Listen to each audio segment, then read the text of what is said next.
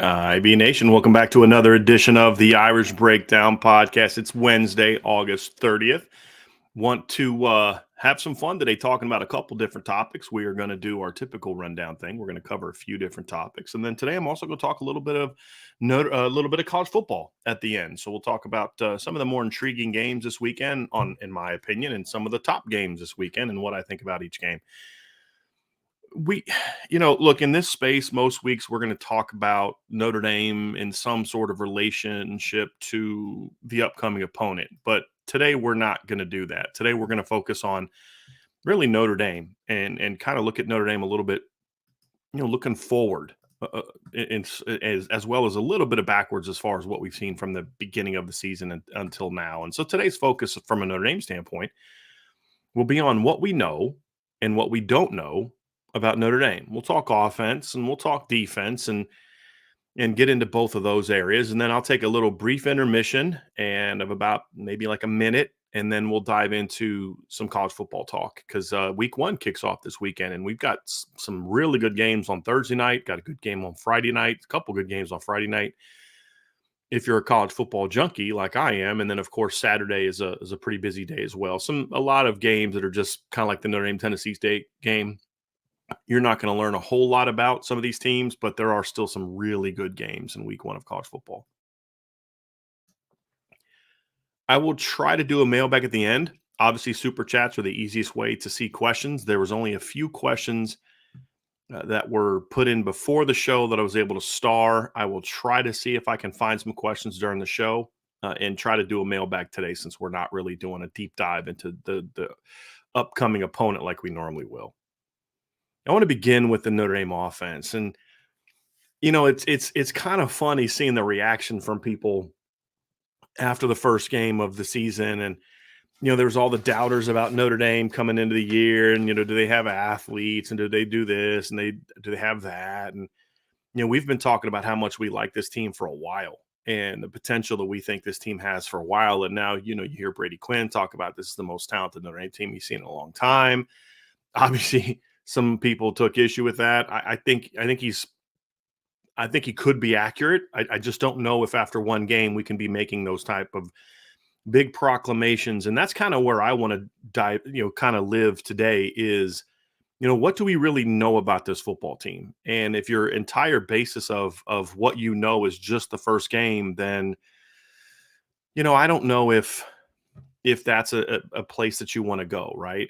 But for me, it's going to be sort of, this is what we know that culminated in game one, that also came from, what we saw in the spring, what we saw in fall camp. And then, of course, what things that we've heard that we've had confirmed, things that you can say right now, I feel very good about this being true about this football team. And then these are some things that I think are still question marks to some sort of degree.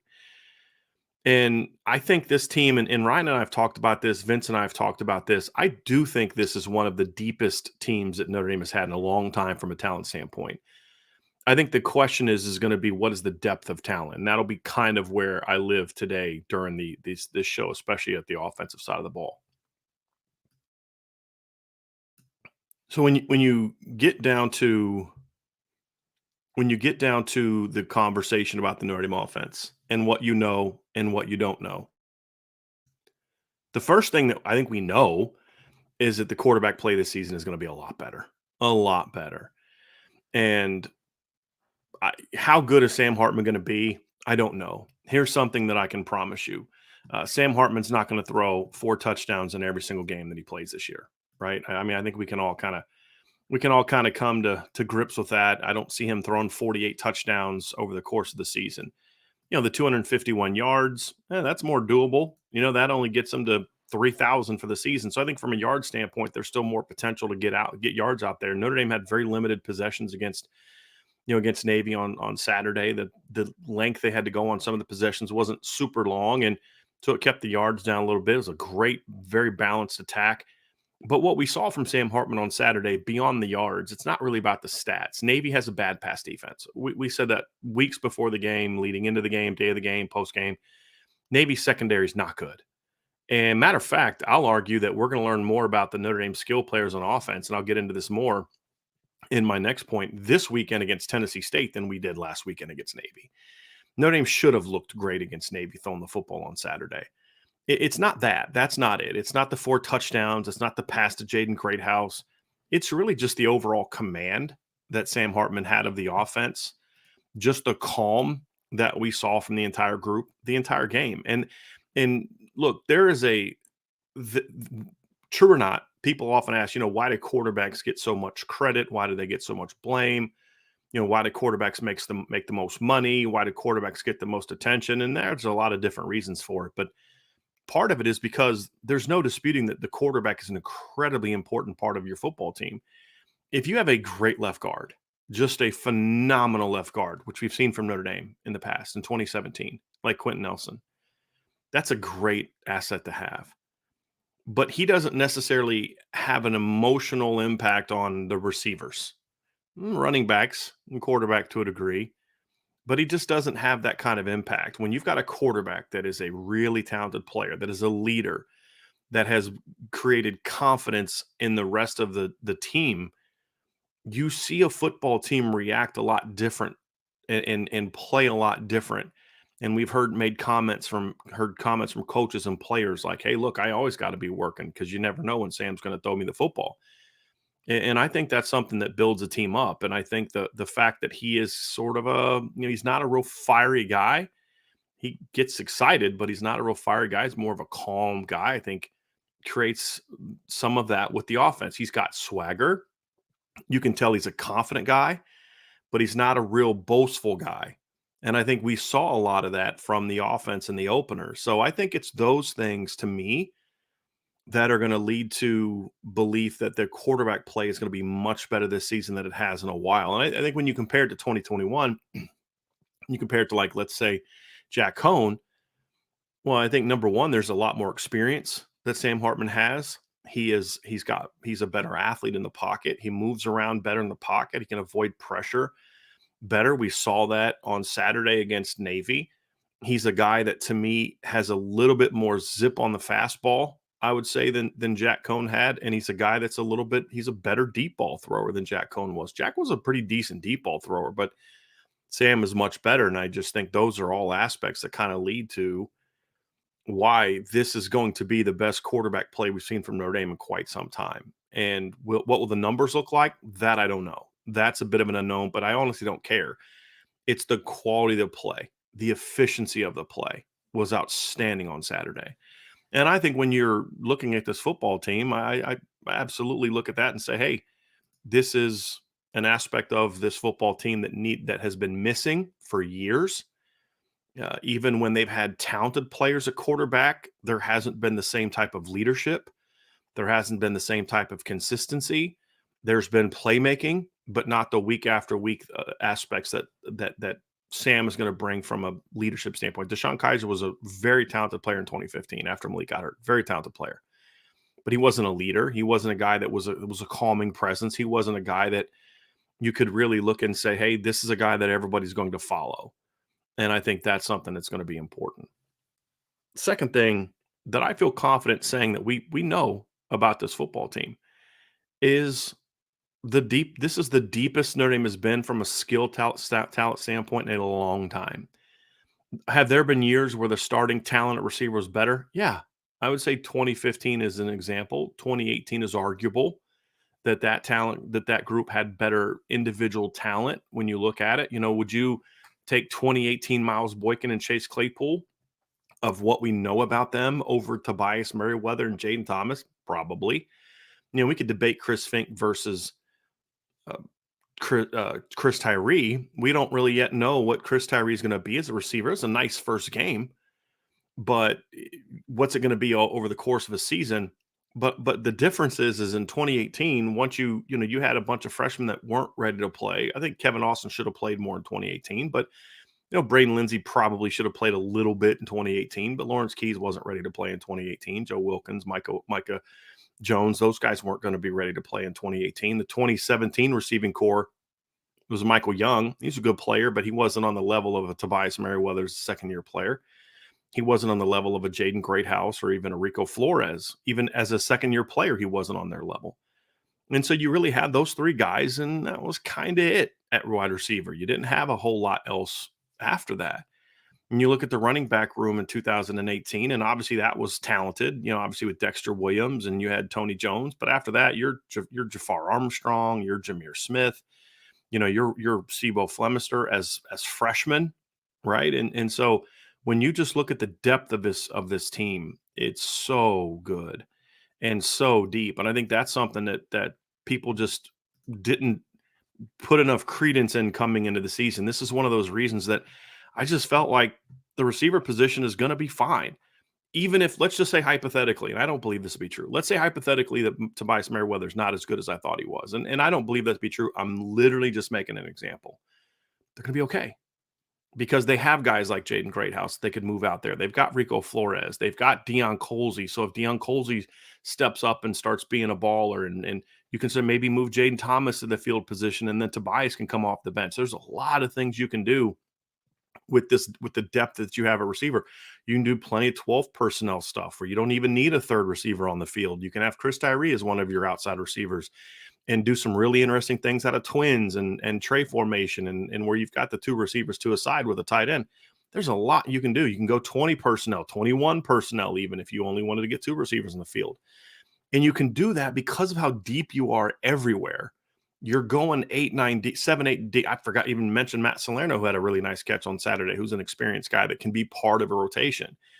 You've got talent at receiver. The depth at tight end isn't as good because of some injuries, but we start getting October, November. If Eli Raridan's able to come back, you're talking about one of the most pound-for-pound explosive athletes you have on the football team if he can get back to full speed. And then, of course, at running back, you've got 5 deep at running back, and you've got multiple guys that can catch the football.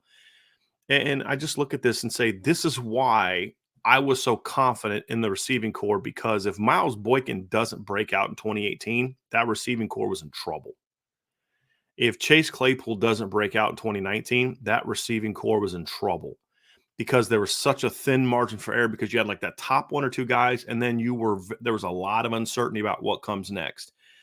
And when you look at this team, they can sustain an injury. They can sustain 2 injuries at running back and still be 3 deep of very talented players. How many teams in the country can say we could lose Audric Estime and Jabron Payne in a game? Let's just say, heaven forbid, that happens. And let's say they both have really bad cramps, right? And they're out for a game. They're out for the game. All of a sudden, you're still going with Jadarian Price, Jeremiah Love, and Devin Ford. How many teams can do that at running back? There aren't many. And you can still use one of them outside a receiver. I think this is what people missed when there was angst about the offensive skill talent, especially at wide receiver, is just the depth of talent that they have. So when I look at this football team, we'll have some questions about the wide receiver that still remain. I'll get to that in the second part of this. But when I look at the offensive skill position, there is a lot of talent. And the reason that mattered to me and why I was banking on that, even though they didn't look like $1 million in the fall camp practices, is because I've said all along for years, experience at those positions is just not as important as it is with the offensive line, at quarterback, at defensive line, at linebacker. Those are positions where if you have the talent, you can play early. And you have some idea of what you're doing as a football player, you can play early. And those are the reasons why I'm excited about this team and why I feel like we can feel really good, even though there are still some lingering questions about who's going to do this and who's going to do that specifically. Just as a whole, what we learned on Saturday, this is an incredibly, incredibly deep group of offensive skill players that Notre Dame's going to be able to ride all season. And when you couple that with the first point, which is that the quarterback play is going to be so much better, you all started to get a glimpse on Saturday of why Vince and I have talked so much about how good we think this team can be and why we just have a different feeling about this team. It's those 2 points right there. The number 3 thing is that I feel confident about, that I think we know about this football team, is it's going to be a lot more explosive offense. Now, there's a lot of things we don't know, and I'm not going to spend a lot of time on it today because, again, it's one game. There's a lot of things we don't know. is that about this offensive football team. There are several run concepts we didn't see on Saturday. Will we see them against Tennessee State? Will we see them against NC State? I don't know. There are still a lot of things that we've seen them practice, that the concepts that I've talked to people about that we didn't see against Navy that we're going to see. And now we need to see Jared Parker kind of put a second game plan together, because we learned that if Jared Parker has time, he can put a great game plan together, call a great game, and just really run an incredibly well executed operation on Saturday, which Coach Freeman talked about after the game. Now we find out, okay, what can you do when it's a shorter time frame? And we'll learn that to a degree this week, but more so against NC State, more so against Ohio State, Duke, and those type of teams. What can you put together? How efficient can your operation be when you basically have 3 full practices, an uppers practice, and a walkthrough? And that's all the time you had to prepare for an opponent. That's a different situation, and we're going to learn that about Coach Parker, but I'm not overly concerned about that, to be completely honest with you. I think what you saw on Saturday from this football team is a coach who understands it's not about my scheme as much as it's about what's the talent we have and how can we find ways to get them the football. And that's something that really impressed me. When you look at one of the questions we got early in the week is, what was new about the offense? And one of the things I said was we saw a lot more emphasis on the screen game. And when you are a coach that is willing to rely on the screen, yeah, it's designed to be a blitz beater against a team that blitzes a lot, but why are you going to screens? Why aren't you doing some of the downfield pass concepts we saw in the past? Because you're saying, I don't need to outsmart the other team. I have better dudes than they have. So let's get outside that blitz and let's let those guys eat. And Jared Parker did that. We haven't seen that in a while. We saw that some from Chip Long, like at the end of the 2019 season with Braden Lindsey. But we haven't seen that a whole lot out of Notre Dame. It's been so scheme driven, and Jared Parker knows scheme. Don't get it twisted of what I'm saying here. But it's a coach from what I have seen in practice, from the things that I have learned from talking to different sources, and then what we saw on Saturday is a coach who understands it's not about me, it's about them. And it looked really good. And I think this is going to be a unit that, as we get into the season more, is going to be more explosive than it has been in the past. It certainly wasn't Saturday, because even with the lack of the really big plays, the no 40-yarders, no 50-yarders plus, none of those plays were happening on Saturday. But even without those, you saw a team that went for 7.8 yards per play. You think about the 2017 offense, and Josh Adams was just a big-time home run player. Dexter Williams ripped off home runs that year. Deion McIntosh ripped off home runs that year. You had big plays in the pass game. That was an incredibly inefficient football team. And they was actually one of Notre Dame's better years, but they averaged 6.4 yards per play on offense that year in 2017, despite having a running back that, as Lou Samoji told me, had more 50-yard touchdown runs in one season, 2017, than any Notre Dame running back had ever had for their career. That's a crazy number. And that offense that year averaged 6.4 yards per play. Here's what they've done in between then. So 2017, 6.4. 2018 was 6.0. 2019 was 6.3. 2020 was 6.2. 2021 was 6.1. And then last year was 5.9. What they did against Navy was 7.8. Now, we've seen games in the past where they've had games like that. USC last year was a game where they were 7.8 yards per play. But the way that they went about it, to me, is repeatable, because they weren't relying on just Navy being a bad team, but they also did it against a team that last year, and with all but one front seven starter coming back, gave up 3.0 yards per rush. And the fact that Notre Dame was able to do what they did on Saturday while rushing for 6.0 yards per play against a team, again, doubled what they allowed the year before, and then going 10.1 yards per attempt. Averaging 10.1 yards per attempt, and your longest play was 35 yards. Your next longest play was what? 25 yards? That's incredible efficiency. That's going to track. That's going to continue to varying degrees throughout the season, which makes me think, from a scheme standpoint and from a personnel standpoint, this team is going to be really explosive. Because if you knew what I knew about the Notre Dame offense, you would say they did not use much of it at all. That excited me for two ways. One, because Jared Parker showed that he's not going to take in a bunch of stuff and just call a bunch of stuff unnecessarily. If we're running something that you can't stop, we're going to keep running it. There's no reason for me to expand the playbook just for the sake of expanding the playbook. Notre Dame didn't feel they needed to implement any of their pin and pull and gap scheme stuff against Navy. They ran really two gap scheme concepts, and they only ran them for 4 times. They ran 3 counter plays, which is a gap scheme, and they ran the power play at the goal line for a 1-yard touchdown. And where Audric Estime just had a huge hole basically to run through. Everything else was duo and inside zone. And I know that there's other stuff that they've run. We've seen it in practice. I've talked to people about it. They didn't run it. There's a lot of pass game stuff they didn't run. They didn't need it. And what you saw they did is they executed what they did at a very high level. I'm encouraged to see that because I also know that they're going to continue to build more stuff into it. And that's why I'm excited to see what this team is going to be from from that standpoint. What do we not know about the offense yet? And these are things that you can say, hey, these aren't necessarily concerns. Like, I don't think they're going to be good. But what I do think is we don't know quite how good, or we don't know the consistency of it. And the first one is going to be, how good are the wide receivers? I don't think we know that answer yet. I liked what I saw on Saturday. We know that they can beat up an inferior opponent. That's great. And I saw some good things from the wide receiver core. Navy's a bad secondary. I'll be honest with you.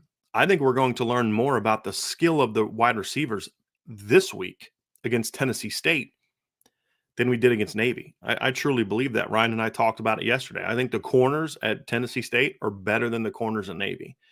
I think the Josh Green, the safety at Tennessee State's as good, if not better, than anybody that Navy had at safety. They're a bad secondary. We talked about this. One of the worst pass defenses in college football the year before. So I think when you look at that, it's a question about who they are and just how good they can be. Are they deep? Yes. Are they talented? Yes, no doubt.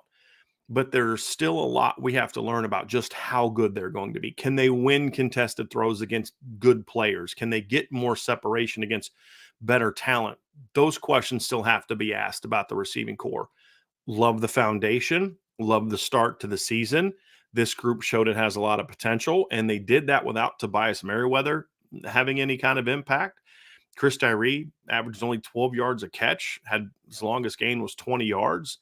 So we didn't see the tight ends at all involved in the pass game. So there's still a lot of weapons that weren't tapped into on Saturday against Navy that will be tapped into. The question, however, is just how good they're going to be. And we don't know the answer to that yet. And we won't really know it after Tennessee State. The only thing that can come out of Tennessee State really are question marks. We're not going to really know this until the NC State game. That's a good secondary that Notre Dame is going to face against NC State and a well-coached football team.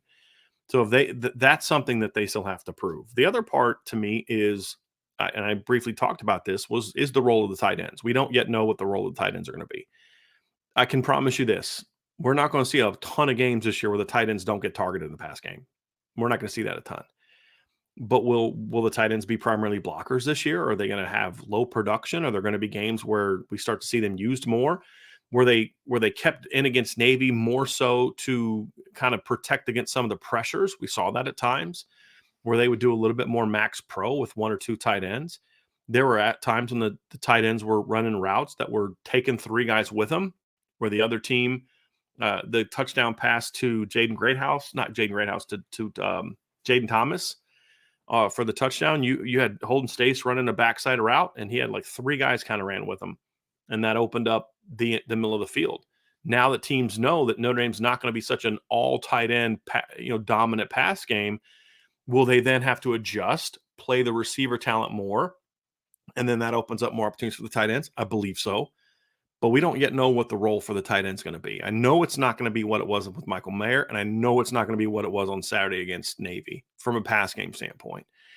The positive is that we learned that this tight end group is going to block really well. Mitchell Evans and Holden Stace blocked better than we saw from the tight end room the entire month of September last year. It was probably not till middle of the year that the tight end room started being kind of competent in the run game. I say probably BYU is the earliest that we really started to see some of that.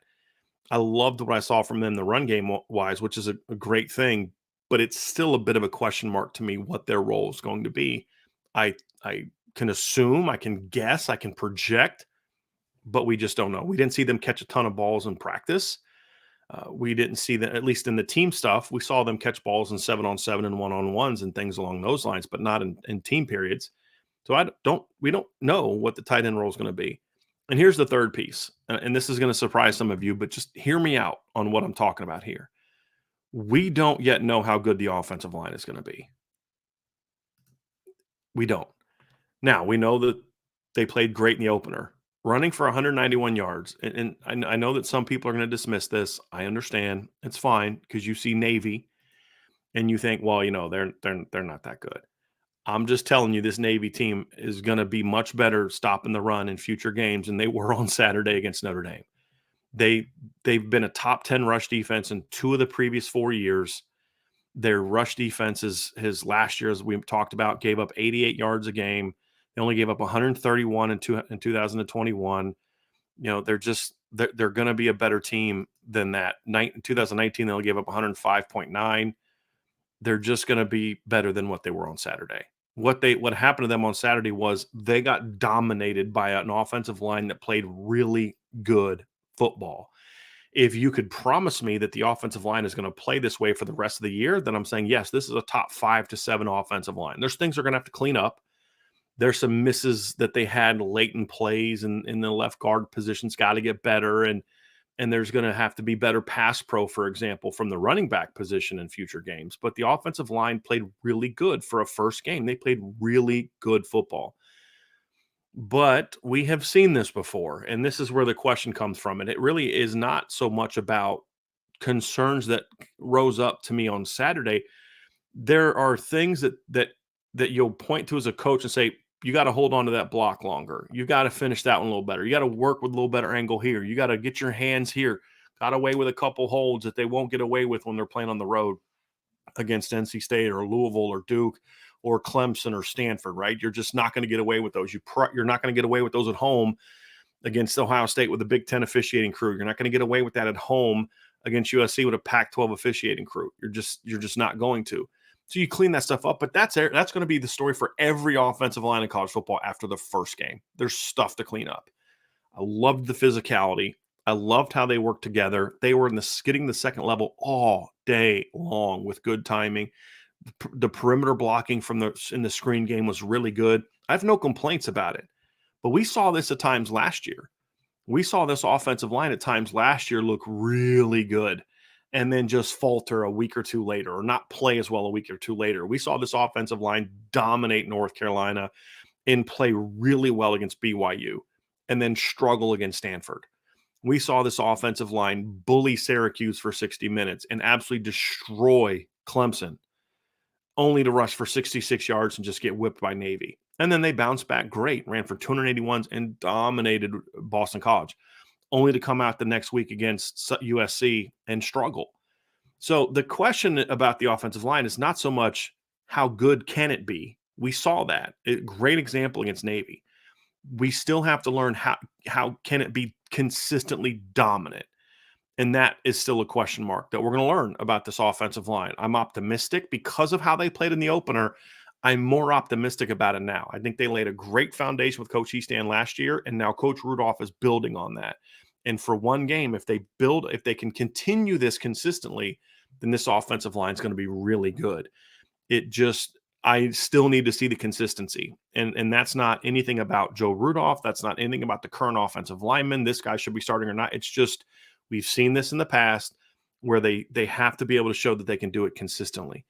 Obviously, from 18 to 21, that was an issue, really big issue. Last year, it was also an issue, even though I thought the line played better than it had in a while.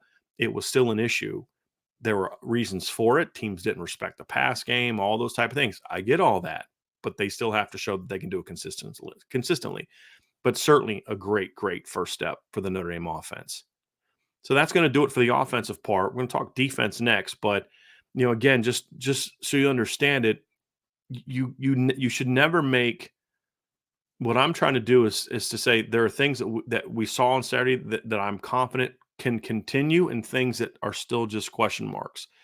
It's hard for me to look at anything that Notre Dame did on Saturday and be like, that's really concerning. Other than field goals, that's it.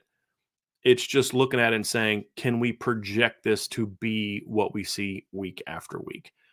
That's going to be a big question mark. And I don't know that we're going to get the answers to those questions on Saturday against Tennessee State. You hope that they can take another step on Saturday, but the first real big test is going to be 2 weeks when they travel to Raleigh to take on NC State.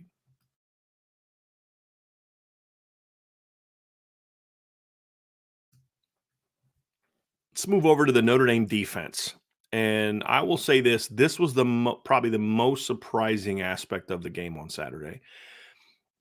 Offensively, you could argue that the dominance of the run game was surprising considering how good Navy was. It was impressive. I don't know that I would say it was surprising simply because you're supposed to push Navy around. I mean, they are smaller. You're supposed to take advantage of things. And last year, the game plan did not allow them to do that. This year, the game plan did. I won't say surprised. I was pleasantly, say, not, it wasn't, I'm trying to think of the right way to say this. The dominance of the defense against Navy was not a surprise from a talent standpoint. It was, surprise is the wrong word. It was probably the most encouraging thing to see out of the game. I was hopeful for it. I was fingers crossed wishing for it, but to see the way they played was very impressive. But what can we take out of this? It's even harder to me to look at what we know and don't know about the defense because of how different what Navy does. Maybe this Notre Dame team is just geared to shut down option teams, but when they play traditional offenses, they're going to struggle. I have no idea. I doubt it. If anything, it'd be the other way around, but they had a month and a half to prepare for this game, right? So there's things you look at and say, we don't really know certain things about this team that is just because who you played in the opener. It doesn't matter how well you played. You're just not going to know how that's going to translate against the other 11 teams on your opponent. But there's three things to me that we can come out of that game with and say, I feel really good about that, and I'm confident that's going to continue. Number one, linebacker play is going to be a lot better this year. There's depth that still needs to be established. Jalen Sneed played on Saturday. Thought he did some good things. That was good to see. They're going to need more depth to come about. They're going to need more than just four guys throughout the entire season. Now, in the future, we might see a lot more nickel. I expect us to see a lot more nickel, which means maybe we'll see Jack Kaiser rotating inside at Mike and Will. Perhaps we'll see that. Maybe we'll see more Drake Bowen, more Jaden Alsbury. Hopefully Nolan Ziegler comes back at some point in time. There's still depth questions there, but the starters are going to be a lot better than they were last year. JD Bertrand just picked up where he left off last year. So a couple missed tackles on angles of some of the new looks that Navy showed. They were going a little wider, I think, than JD anticipated on a couple runs, and that caused him to miss some tackles. But overall, I thought he played very good football. Jack Kaiser, I thought, was a little up and down in the opener when I watched it live. When I went back and broke down the film, he was a lot better than I thought, just real productive and real steady and just around the ball a lot. I thought Jack had a really good game, and I thought Maris was excellent. We named him player of the game at Irish Breakdown, or I did. Coach Freeman and the defensive staff, the team named him the defensive player for them also. That came out I think came out Monday. They announced that. He was excellent. And the fact that he was excellent against Navy is the most encouraging thing that I got out of that game on defense. The most encouraging thing. Maris' problems in the past have just been a lack of consistency of execution. Bad technique, missing gaps, being out of position, overrunning plays, not being where he's supposed to be. There was never a question about the athleticism and the talent and the length and all those type of things. It was, can he play disciplined football? Can he play within structure? That was always the question with Maris Leofau. What you saw on Saturday was him playing within structure against the most difficult offense he's going to face all year from a discipline standpoint. There are going to be more complex teams that they're going to play from a pass game standpoint and all those kind of things. I'm talking strictly from you have to stay true to the system and this defense more than any other. And here's what I mean by that.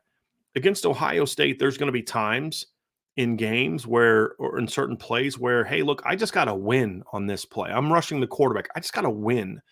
Or I see the ball, I got to go get it. I can do certain things to get there and just go make a play. Against Navy, you can't do that, because if you get away from this is what we're doing as one unit, that's all of a sudden a gap opens up, and you think you're going to make a play on the quarterback or the tailback, and all of a sudden the fullback's cutting behind you for 50-yard gain. It requires so much discipline. And to watch Marist play one of the most disciplined games I've ever, actually, it is the most disciplined game I've ever seen him play against that offense, was for me the most encouraging thing that I saw from this football game. So if you're getting Marist Liufau, because you guys remember how much we hyped up Marist going into last year, I'm sure some of you do. And it was because what you saw Saturday is what we have seen from him in the past. The range, the athleticism, the power, the length, just all of that, the speed, we knew that was there. He just never played that way. Rarely played that way. Not since 2020. We've seen that because of the injury in 2021, excuse me. And then, of course, last year, they're saying now he was more injured than we thought. Okay. I have thoughts on that, but we'll save those for the message board, which I've already kind of put them on there. But if this is what we're going to get from Marist Liufau the rest of the year, this linebacking core is going to be excellent. But if he's just good the rest of the year, it's going to be much better than it was a year ago. The linebacker performance in game one was as good as we saw at any point in time last season. And to do that in game one against this offense was incredibly encouraging. And I thought Jalen Sneed is another guy that played with discipline in this game. And that was his big hang up in the few games he played last year. He played within the structure of the system. That was good to see, because we know he can run and we know he can hit. So I was very encouraged by the play of the linebackers, and they're going to only be better against more traditional offenses.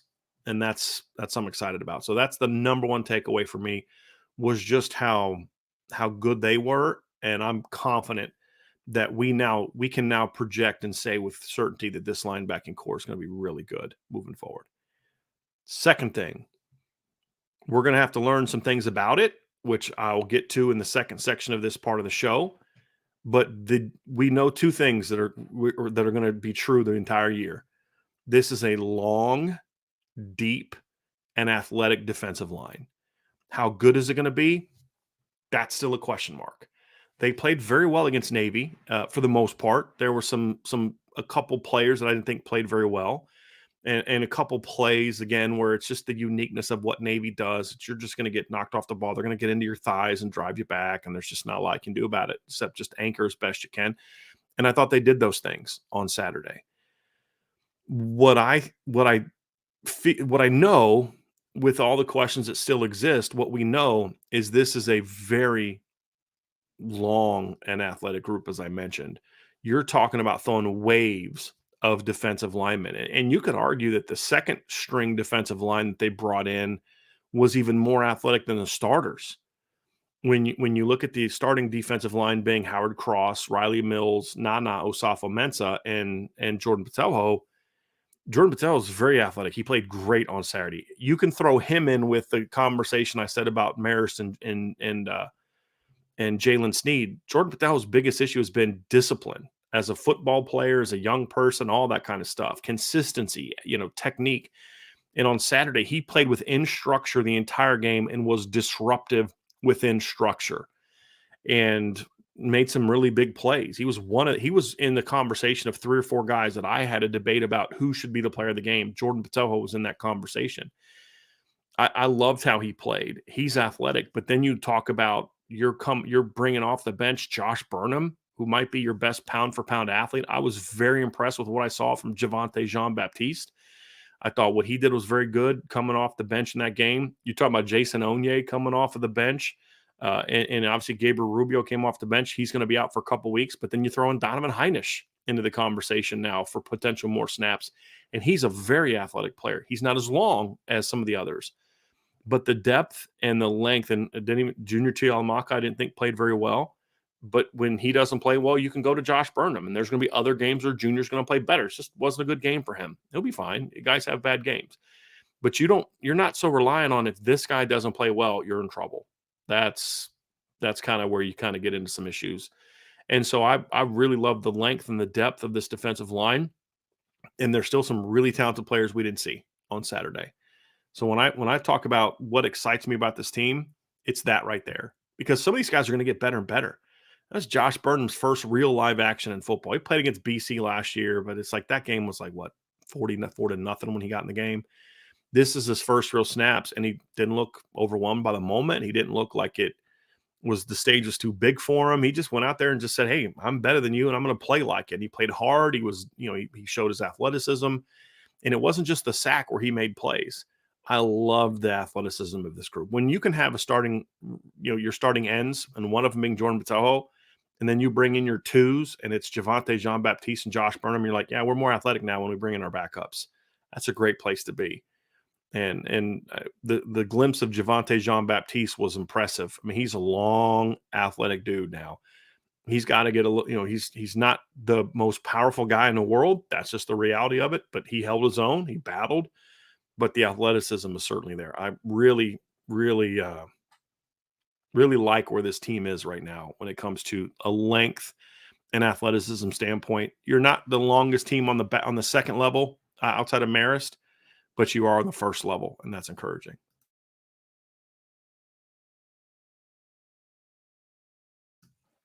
Third thing that I come out of this game saying, we know that this position is going to be really good.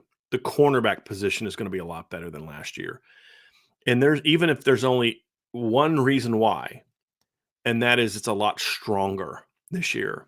We heard all off season. I put it on the message board in an intel piece before this camp started about the great work Cam Hart had done in the weight room and just really trying to build up his body and get to the point where, the injuries, he can kind of be big and thick and strong enough to put those injuries in the rearview mirror. And he showed that on Saturday. But the question that I had was, is he going to lose his fluidness and his athleticism and explosiveness? And he didn't.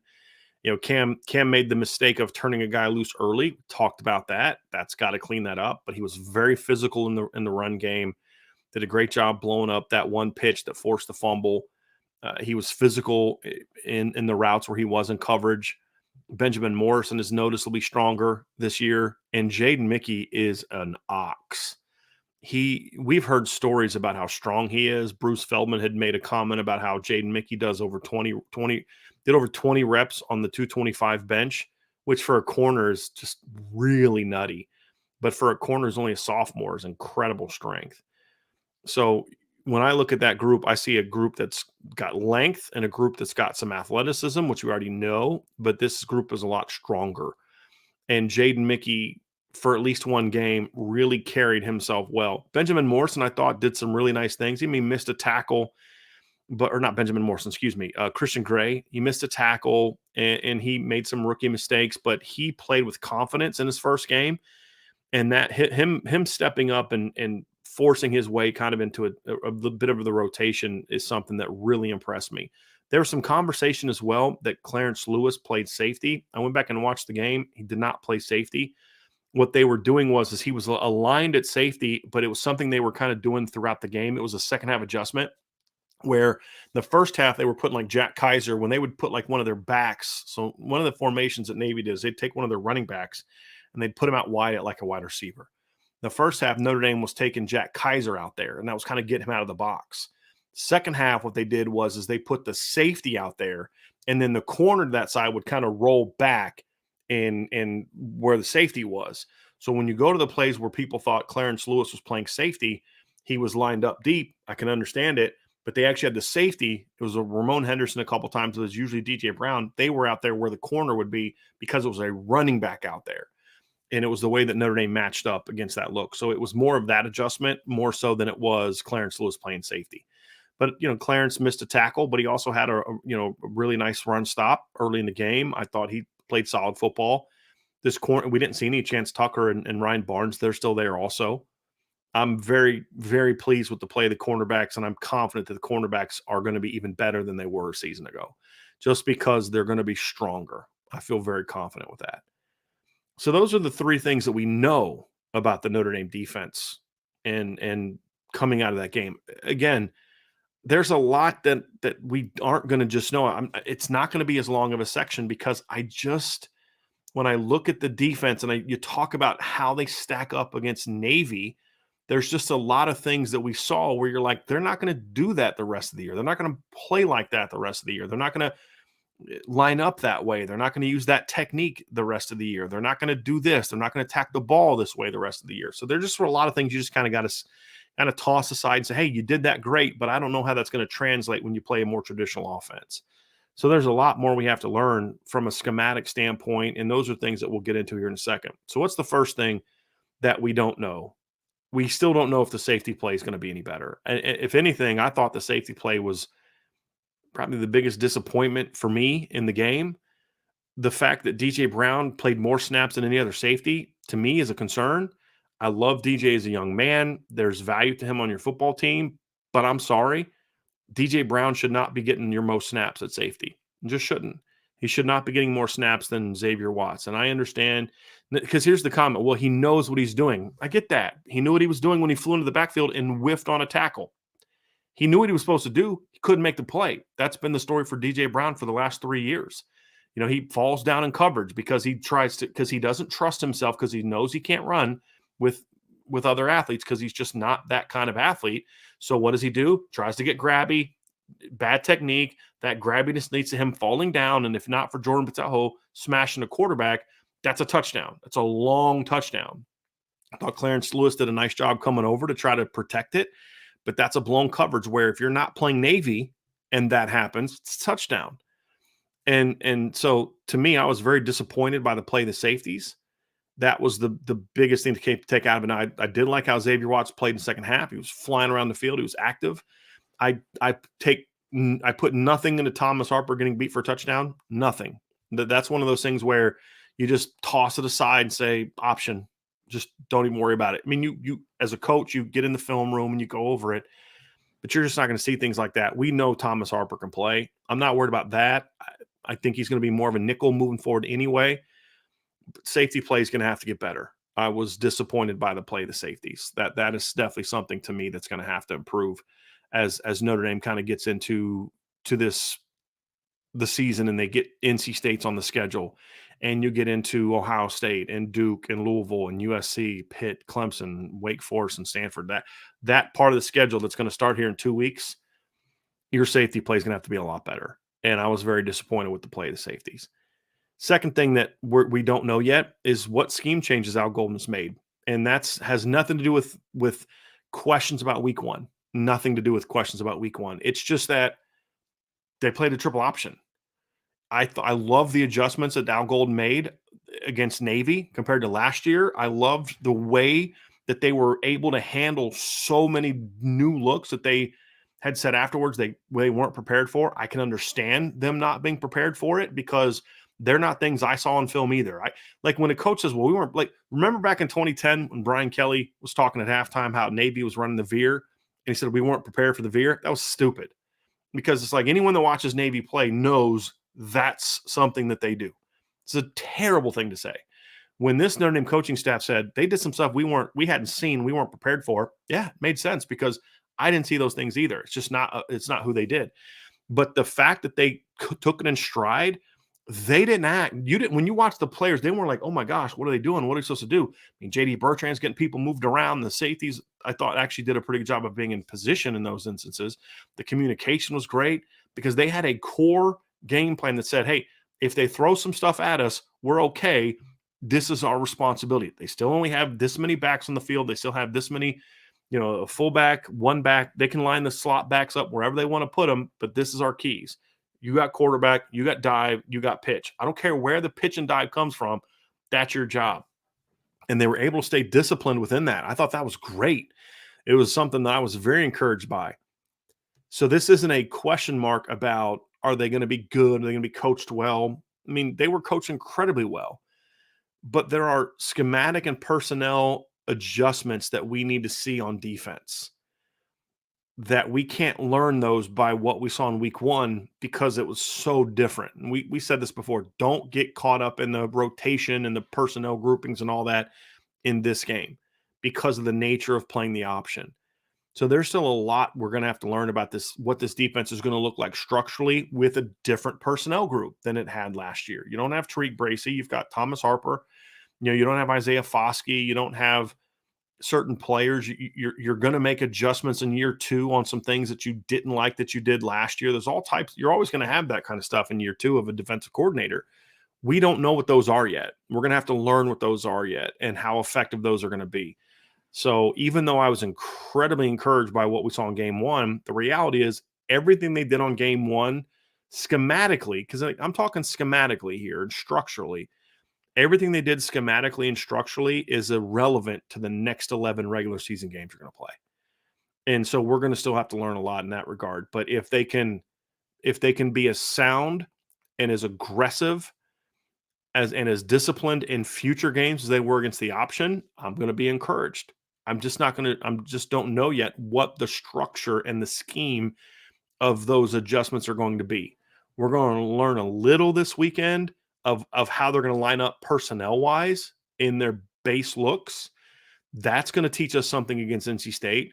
It's not going to really be till in a week and a half when they play NC State that we're going to see them really get tested against a more traditional offense, and we're going to learn a lot more about them in that week. But there's things to be excited about.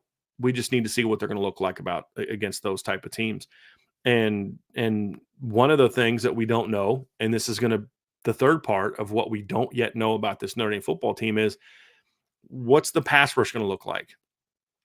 I was actually really encouraged by the pass rush against Navy. It's a completely different animal. They probably called 11 or 12 dropbacks in the game at the most. They only threw 6. That's it. And by the way, somebody's talking about NC State in the show.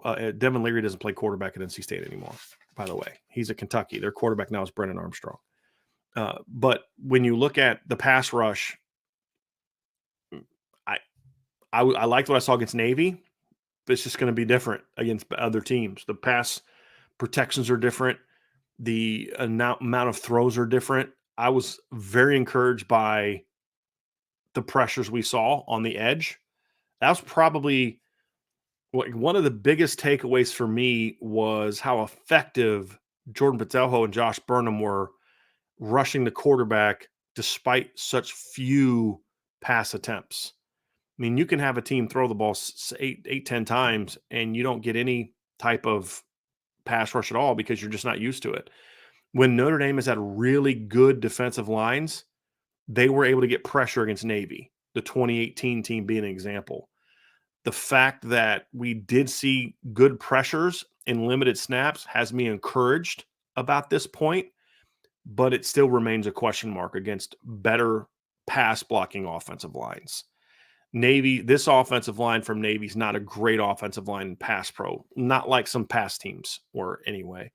So that's something that we're still going to learn is how, and not just where the pass rush is going to come from. I tell you, personnel wise, I was very encouraged by what I saw from Jordan Patelho, from Javonte Jean-Baptiste, from Josh Burnham, but it was very limited snaps as far as the amount of times they actually got to rush quarterback.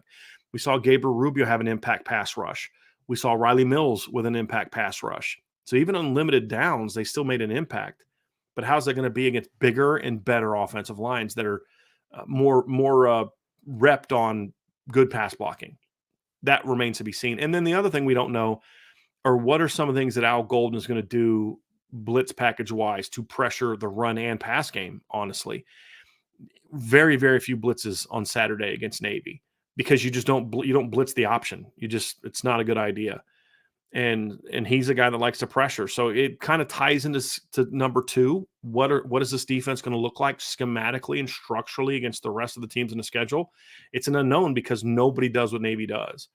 So I was partly encouraged by what I saw, but the question still remains is how does it translate against better teams?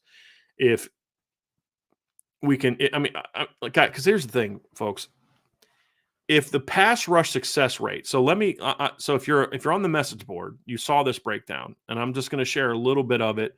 So some of the things we're doing on the message board, which is another reason why you all need to be on the message board, is I'm doing these really detailed statistical analysis of the games, right? Like how the players do, that type of thing. Not so much a breakdown of hey, they're like a deep dive, an analytics type of thing, but more of a statistical breakdown. So offensively, I look at all the things that Sam Hartman did. So I look at his success rate in dropbacks, quick game, play action, throwing to the left, throwing to the right, throwing short, middle, intermediate, all those different types of things. I literally put all the routes that they caught and that they threw on Saturday, and what the statistical breakdown was. How did they throw out of 11 personnel, 12 personnel, all that shot? How'd they run out of shotgun? How'd they run out of under center? How'd they run to the left? How'd they run to the right? Broke down each run play, all that type of thing. So there's a lot of the efficiency of each. And then defensively, I also tracked stuffs, tackles for loss, missed tackles, sacks, forced fumbles, and coverage numbers, and then also pressures. And so per my breakdown, for a team that Navy attempted 6 passes, and I think they probably called 10 pass plays the whole game. And in those 10 pass plays, Notre Dame had 2 hits on the quarterback, one from Jordan Patelho, one from J.D. Bertrand. They had a sack by Riley Mills, a sack by Josh Burnham, and then 4 pressures. One by Jack Kaiser, one by Jason Onye, 2 by Gabriel Rubio. So those are really impactful pressure numbers for a team that called like 10 pass plays in a game. And I was very encouraged by that. But again, how's it going to translate against the better teams? That remains a big question mark moving forward. So those are the things that you look at and say, this is what we know about the Notre Dame defense. I loved the speed of 10 of the 11 positions, or 9 of the 11 positions. I loved the length and athleticism we saw up front. I thought the linebackers played great. The corners were as good as advertised. Xavier Watts was all over the field. Still some stuff to clean up. There's a lot to be encouraged by. But because of the uniqueness of who Navy is, there's also a lot of question marks. And the only position that I felt did not play well on Saturday was the safeties. And they're going to have to step up and play better. And they're going to get an opportunity this weekend to kind of have a bit of a get-right game for the safeties before they head to NC State, because they're going to really be important to Notre Dame being able to beat NC State in 2 weeks. If they are going to beat NC State in 2 weeks, your safeties are going to have to play good football. So that's going to be a look at the defense. We're going to go to talk some college football stuff next, but I am going to take just a brief intermission. So I'm going to let we kind of let the music play here for a second. I'll be back in about 2 minutes. Don't go anywhere. And we're going to talk about some of the big college football games coming this weekend. And then also we're going to get to a mailbag. So this will do it for this portion of the show, folks. Do me a favor. Hit that while you're waiting. Hit that like button. Hit that subscribe button. Hit the notification bell. Share this podcast. Please give us a 5-star review. We've got a lot of new shows up on the CFB Nation app as well. You're going to want to check that out. So lots going on. And, of course, if you haven't signed up for the message boards, do so. We have some really good stuff and some great discussion going on right now. So you want to check those out at boards.irishbreakdown.com.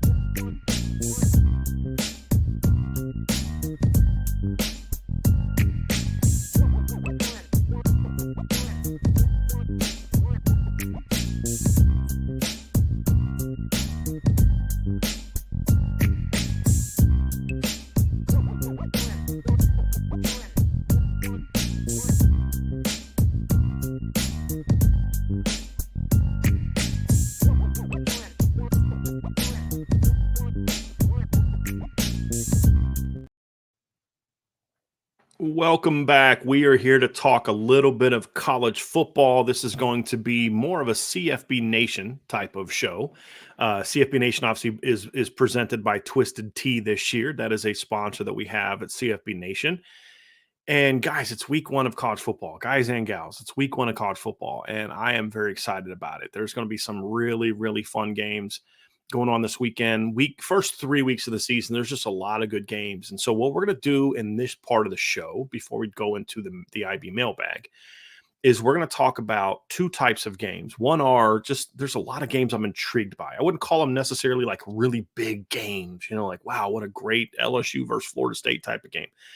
There aren't a ton of those, but there's a lot of intriguing games with really storylines, and these are things that I'm going to be looking at. These are games I'm going to be watching this weekend, which I'm really excited about. So we're going to first talk about some of the intriguing games, and then I'm going to break down what I believe are the 3 biggest games of the weekend. Those are going to be North Carolina versus South Carolina, LSU versus Florida State, and Clemson versus Duke. Those are the 3 games that I'm going to talk about at the end, which are sort of the breakdowns, and I'll detail those a little bit more. But let's talk about some of the games that I'm most intrigued by. There's 2 games on Thursday night, and this is I used to really be against like Thursday and Friday night games, and I am to a degree from a scheduling standpoint. And when you're playing on a Thursday after you also played on a Saturday, I'm not a big fan of that.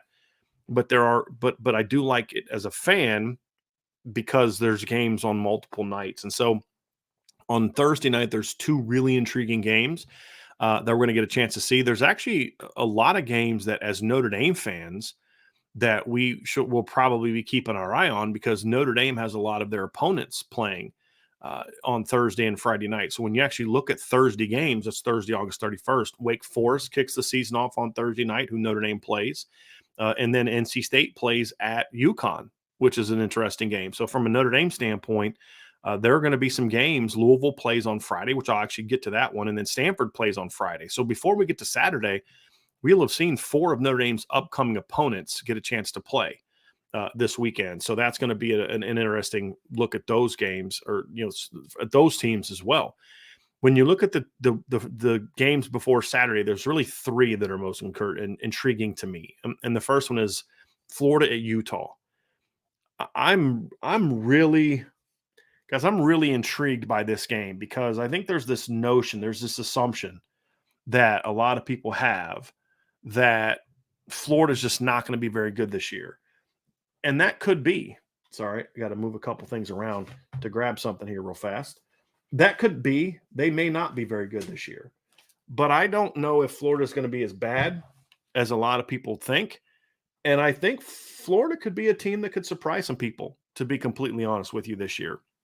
And I know that I'm a little bit in the minority here when it comes to Florida. And the big reason why is because of Graham Mertz. And here's why this game intrigues me. On paper, this should not be a very close game. I mean, you look at it, Florida's coming off of a rough year. They did beat Utah last year, but Utah was a much better team late. Utah finished in the top 15. They're preseason number 14 team in the country. They're 4-point favorites, which actually surprised me a little bit. And I have a feeling that has to do with the fact Cameron Rising is not playing. But when I look at this Utah team, I realize that they make me look silly a lot because I oftentimes don't think Utah is going to be as good as they are. But when I look at Utah, I think Utah's a team that's kind of beat up on their league, and they haven't been great at a conference. They really haven't. They lost to a not very good Florida team last year in a game they honestly should have won. But they did go to Gainesville last year, and they did lose last season to Florida. They lost by 2 touchdowns in the bowl game to Penn State. I know that Cameron Rising got hurt, but they were losing before Cameron Rising got hurt. In 2021, they also lost a bowl game to Ohio State, although they battled, but they lost to San Diego State at a conference. They lost to BYU at a conference before dominating their league. And so we have seen this Utah team quite often in recent years really struggle when they get out of conference. You go back to 2019, that was an 11-3 Utah team. They beat a not very good BYU team. They beat Northern Illinois only by 18, and they beat Idaho State out of conference. They didn't really play anybody really get out of conference. Then they get to a bowl game against Texas, and they get absolutely blown out. They get beat 38-10 by an 8-5 Texas team that year. So when I look at Utah, they don't play really well out of conference. They just have it. They lost to Northwestern in a bowl game in 2018. They're not a team that's really been good outside of the Pac-12. And Florida's a team that you look at and say, yeah, but it's Florida. They're not going to be very good this year. And you could be right. You could be right. But here's what intrigues me about this game. And I haven't even made my prediction yet. We're actually going to have predictions. This is one of the games that the Irish Breakdown staff has made, and everybody else has Utah winning the game. And I haven't made my pick yet because I'm a little unsure of how this game is going to go. You look at Florida last year, finished 6-7, lost their last 3 games, lost to Vanderbilt on the road. That was a bad loss. Battled Florida State really hard and lost a great game, but then they just got absolutely destroyed by Oregon State. But here's why I think Florida is a bit of a wild card for me. Number one is they're going into year 2. And I've said this before about Notre Dame. Year 2 of a coach, especially if you think a guy's a good football coach, should be good. You should be better. And when I look at Billy Napier, I see a coach who's going through a lot of what Mike Norvell went through, which is you're not just installing what you do. You're also going into a situation where you've got to change the culture. Like when Marcus Freeman was hired, he had to do some culture changing, but it was different than those places because he inherited a team that went 11-2 and was 2 years removed from a playoff game. It's different than you're replacing a coach who got fired because the program was a mess, and that's what Billy Napier stepping into. I liked what he did at Louisiana Lafayette. And when you look at their roster, they lost a lot of players from last year, and they've got some transfers coming in. But honestly, to a degree, I kind of think losing some of those guys might end up being a good thing for them because, like I said, there's a culture change that needs to happen. But here's really what it boils down to for me for Florida. It's Graham Mertz. And here's where I'm coming from on this. Hear me out. Graham Mertz is physically very talented. I loved his high school film. Notre Dame tried to land him in 2019 when they lost Cade McNamara. They went hard after Graham Mertz. And Chip Long wanted him big time. And they went really hard after him. And I loved his talent. He went to Wisconsin, and I just never felt that was a smart move for him. And what we're going to find out about Graham Mertz is one of two things. One is he's a physically gifted player who's just not a good quarterback.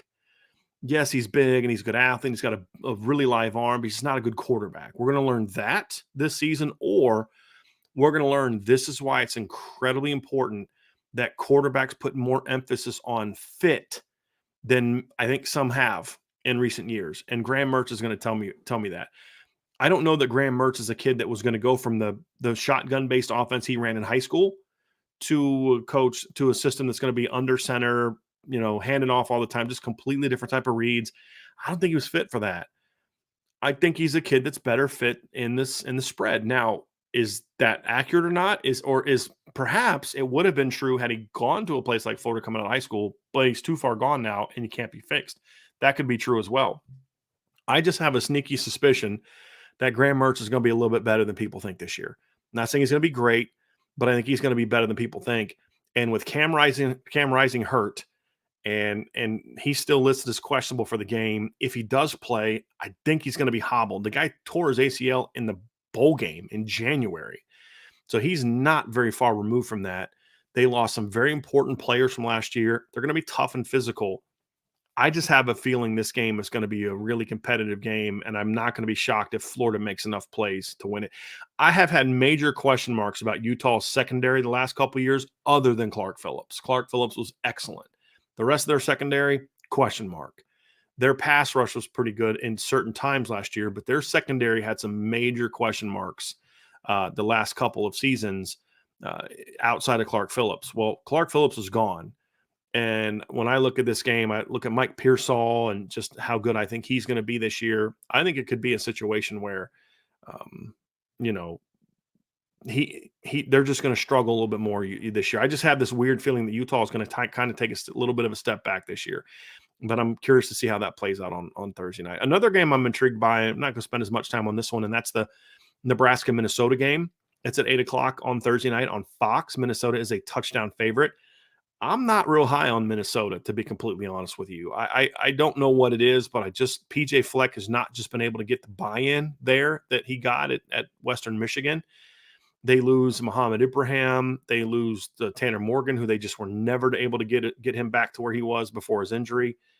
Their offensive line was pretty decent last year. It should be better this year. I just don't love the team that he's built. They're a touchdown favorite against Nebraska. Matt Rule kicks off his tenure.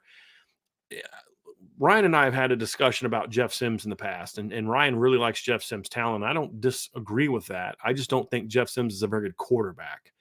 It's one thing to have physical tools. It's another thing to be a good quarterback. And it's kind of similar to what we talked about with Graham Mertz. And so I'm kind of taking a certain opinion about Graham Mertz that if the talent gets fit into the right system, he could end up being a lot better. Same true is true to me of potentially for Jeff Sims. If he's not just a physically talented kid, but actually does have certain skills, which I doubt. I don't know that he has quarterback traits outside of the physical tools. Then Nebraska all of a sudden has a really physically gifted quarterback that could give that Minnesota defense some problems. So I'm very curious how this one is going to be. But here's the thing, and somebody just mentioned in the chat, Bill Walsh just beat me to it. The thing I like about Minnesota, however, is Joe Rossi has a really sound, good defense. The personnel's not great. That's the problem that Joe Rossi has.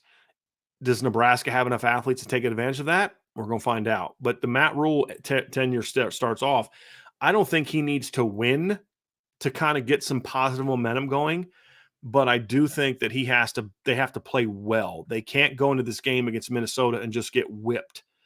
If he gets whipped at Minnesota, and I know Minnesota's a decent team. You know, they were a bowl team last year, whatever the case may be. It's still Minnesota, and you're still Nebraska. That if you can win this game, somehow pull off this upset against a team that's not great offensively, and you want proof of what I'm talking about, Minnesota won 9 games last year. They finished 5-4 down the stretch. They started off 4-0. The offense looked good early, but this is what they did in the last 9 games of the season. They scored 10 points against Purdue, 14 points against Illinois, 17 points against Penn State, 31 points against Rutgers. They beat Nebraska 20-13. They beat a bad Northwestern team 31-3. They beat lost to Iowa 10-13. They beat Wisconsin 23-16, and they beat Syracuse 28-20. So in the last 9 games of the year, Minnesota's offense only averaged 20.4 points per game. That's it. And I don't love the talent they have coming back, honestly, with some of the guys that they lost. So I have question marks about Minnesota this year. I know that I'm a bit in the minority when it comes to that. As far as I could see them really falling off this season, like really struggling this season. We'll find out if I'm right or not, but this is a chance for Nebraska. If somehow Nebraska can win this game, this is a chance for Nebraska to get a win, go on the road against Colorado next week. Got a good chance to win there. Then you're at home against Northern Illinois and Louisiana Tech. So if Nebraska can pull off this upset and beat Minnesota, who they're a touchdown underdog against, you're going to have a chance to see Matt Rule really get his tenure off to a good start. Let's move to Friday. Louisville, Georgia Tech. Not a lot to talk about with this game other than just it's a Notre Dame opponent, but it's 2 coaches starting their seasons off, or their careers off at these new schools. 7:30 on Friday night on ESPN. Louisville is a 7.5-point favorite. Georgia Tech, I think, is going to struggle on offense, but I like some of the athletes that they've been able to get through the transfer portal on defense. I'm very curious to see what they do defensively. We're going to get our first chance to see Jeff Brom at Louisville, back at his alma mater. And, of course, this is a team that I have my eye on because Louisville is one of the teams that Notre Dame plays during that really tough 4-week stretch of games. It starts with Ohio State, ends with USC, both at home, and then has at Duke and at Louisville in between. Very intrigued to see that. So Louisville is a team that I'm going to have my eye on this year, and the fact that they play Friday night is going to give me some time to watch it. There's 5 games on Saturday I have questions about that I'm very intrigued by. Number 1 is Colorado at TCU. I just want to see it, right? Both teams. I want to see what Colorado is. I don't think they're going to be very good this year. I really don't. You know, what kind of magic can Coach Sanders work with that team, if any? We're going to find out. But I think Colorado is going to be really not good. But we get a chance to see also TCU, and what are they going to look like after their great run last year? Are they going to be hungry? They lost a ton of players. Are they going to be able to reload? Are they going to take a big step back this year or just a minor step back this year? Or can they keep going? Are we all misguided in writing them off because they lost Max Duggan and you know the running back and Kendre Miller and Quentin Johnson, right? They lost some really talented players, but they've got some other good players coming back. And let's not forget, Chandler Morris beat Max Dugan out last year, partly because of an injury to Max Dugan, but beat him out last year. Then he got hurt in the opener. And now he's going to be back in starting lineup. So I'm very intrigued by this matchup on not just because of the hype, but just kind of getting into just what are we going to learn about these two teams. Ohio State, number 3 Ohio State, plays at Indiana. It's 3:30 on CBS. Ohio State is a 30-point favorite. I am not intrigued by this game from the standpoint of, oh, gee, Ohio State might get upset by Indiana. They're going to destroy Indiana, in my opinion. I do want to see how Ohio State plays. I do. I want to see how Kyle McCord looks in the opener. I want to see how they're going to use the two quarterbacks together. Is it just Kyle McCord starts and he plays until they're blowing him out? Then they bring Devin Brown in to maybe let him get some work with the ones before they put the backups in. Could it be that? Are they going to rotate him in every third series? Is he going to come in situations like Ian Book did in 2018 when Brandon Wimbush was a starter early? I'm curious to see that. And here's the other thing I'm curious about. This is our first look at the Ohio State offensive line. Who's going to start for them? Are they actually going to start a freshman like some people have told me they may do? I don't know. What's the transfer from San Diego State look like? Where's he going to play? How are they going to – I mean, look, Ohio State, from a skill standpoint, I don't think there's a team in the country with better skill talent at running back and receiver than Ohio State. When you look at those two groups together, and they've got a pretty good tight end as well in Cade Stover. The question is going to be, Ohio State is going to go as far as their offensive line and quarterback can take them. This is going to be our first chance to see that. And I'm also curious to see how their defense does in year 2 under Jim Knowles, but Indiana is really bad on offense. And so I fully anticipate Ohio State's offense really dominating Indiana, or defense, I should say, dominating Indiana. So I don't know that we'll learn a ton about the Ohio State defense in this game against Indiana. Again, Indiana only averaged 23 points a game last year, and part of that's because they scored 35 against Iowa, Idaho, 33 against Western Kentucky, 39 against a bad Michigan State team, 33 against Maryland. But they were, last 9 games of the year, 24, 21, 10, 33, 17, 14, 14, 39, 16. Ohio State's defense is going to shut Indiana down. So, we'll get a chance to see a little bit. I'm more curious what we're going to see on offense from them. Here's another intriguing game. Boise State at number 10, Washington at 3:30 on ABC. Washington is a 2-point touchdown favorite. I just want to see what improvements Washington makes in year 2. I think Boise State's a good first game opener. It's a team they should beat. It's a team they should probably beat. There's a reason there's a 14-point spread there. Boise's a scrappy team. They're not old school Boise State. They're not the team that they used to be, but they're scrappy. And I want to see what Washington looks like. And here's what I want to see. Are they going to be able to run the football? They lost Cam Davis to an injury. They've got some other guys that are still – they got the transfer from Mississippi State. We're going to find out kind of what they do, what they look like. But I want to see the offensive line. Are they going to are they going to be able to run the ball better this year? That's going to be a big key. I have Washington in the college football playoff. That doesn't happen if they can't be a little bit more balanced running the football. And I'm not saying they need to go out there and run for 200 yards a game. They just need to have a little bit more of a threat running the football. And I also think their defense has to play a little bit better. I'm curious to see what they do defensively here in year 2 under Coach DeBoer. So those are 2 things that I'm going to be intrigued by. And if Washington can kind of come out and look good in the opener, then I'll feel a little bit better about my bold prediction of having them in the college football playoff and winning. Forget the college football playoff. It's bold to pick them to win the Pac-12 in my view. They're a preseason top 10-ish type of team. I think everybody just assumes it's going to be USC and Oregon and all this. I really like this Washington team. And part of it is because I'm a big believer in Kalen DeBoer. That's really what it comes down to for me. And although Ohio State is the number 1 receiving corps in the country, this right here, Washington is the number 2 receiving corps in the country. Notre Dame fans should remember Jalen McMillan. That's a guy that the Notre Dame staff, Chip Long at least, wanted really bad when he was here. And Jalen liked Notre Dame a lot. I think a lot of you know the story as to why they didn't get him, but he's a guy that honestly they should have landed on. Honestly, but he's part of a great receiving corps at Washington. Another game I'm very intrigued by is West Virginia at Penn State, number 7 Penn State. That game's at 7:30 on NBC. Penn State's a 20.5-point favorite. 2 key interesting aspects of this game. Number 1, hot seat for Neil Brown at West Virginia. He should be on the hot seat in my opinion. I think he has underachieved for what West Virginia should be as a program. I don't think he hasn't been overly willing to make the changes necessary, or that could probably come down to he hasn't been able to recognize the changes that are necessary to take the program to the next step, and that's something that he's going to have to figure out. But they could start the season off with a really rough fashion against Penn State. I have said for years that Penn State is an overrated program under James Franklin, and they have been.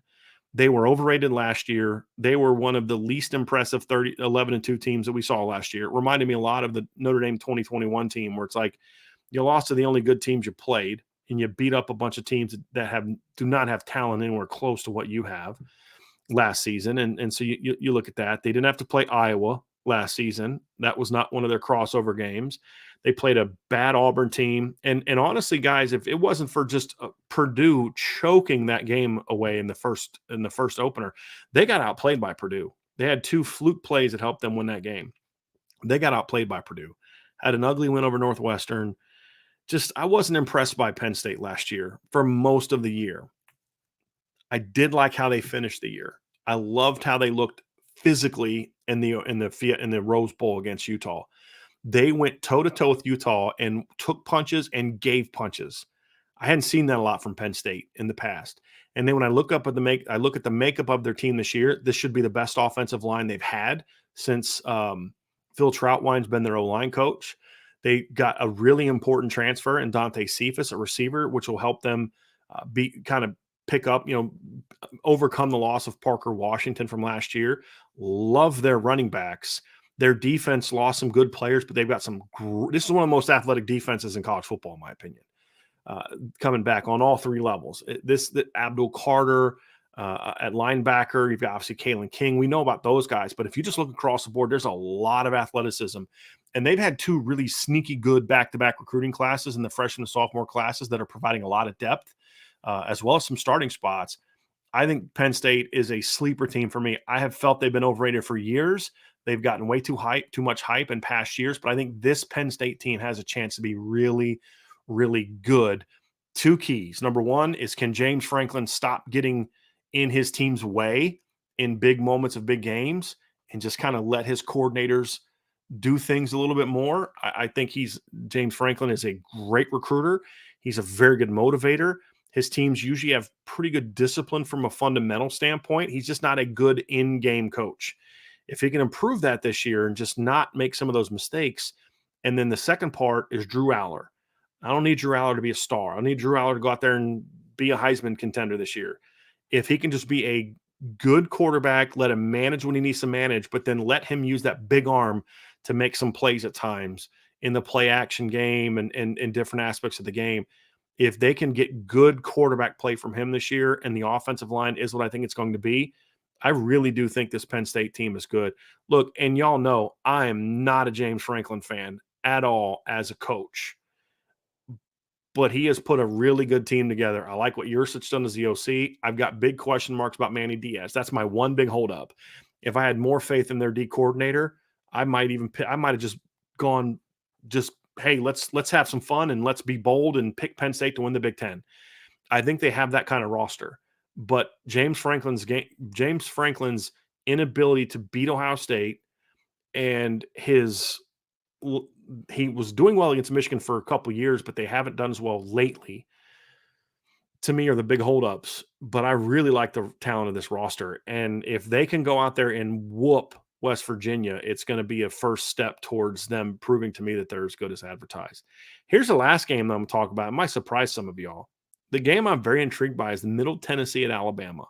Number 4 Alabama, 7:30 on the SEC Network. Bama's a 39-point favorite.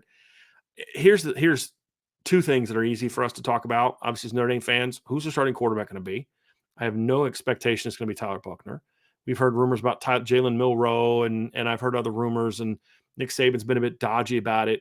If Jalen Milroe is their starting quarterback, I think that's a problem for Alabama. I just don't think he's that kind of guy. Ty Simpson didn't do enough. Tyler Buchner didn't do enough to prove that they need to be the guy. And if Jalen Milroe is a starter, to me, that's a bit of a concern for Alabama. But is it going to be like Ohio State where Jalen Miller was a starter, but they're going to play Ty Simpson, or are they going to play Tyler Buckner? I don't know the answers to that. I don't know how they're going to use their quarterbacks in this game. And that's a big question mark for them. And then the second part of it is, what's the offense going to look like? I have said that I think Alabama needs to go back to being what they somewhat philosophically, not schematically and structurally as much, but philosophically, they need to go back to what they were pre-Tua. And they've become this really like pass heavy, they use the run to kind of balance the pass. They've got a massive offensive line. They've got some pretty good talent on the offensive line. They've got a loaded backfield and 2 freshman running backs that are just dudes. They've got some other young backs that are very talented players. Their receivers are good, but they're not the elite Bama receivers of the past. Kobe Prentice is a good player. They got good players, but they're just not that elite Bama group of the past. Combined with the questions of quarterback, and you say they need to go back to just playing bully ball. Georgia has out-Bama'd Bama in the last couple of years because Georgia is still trying to do the things that Bama didn't think they could do in the past.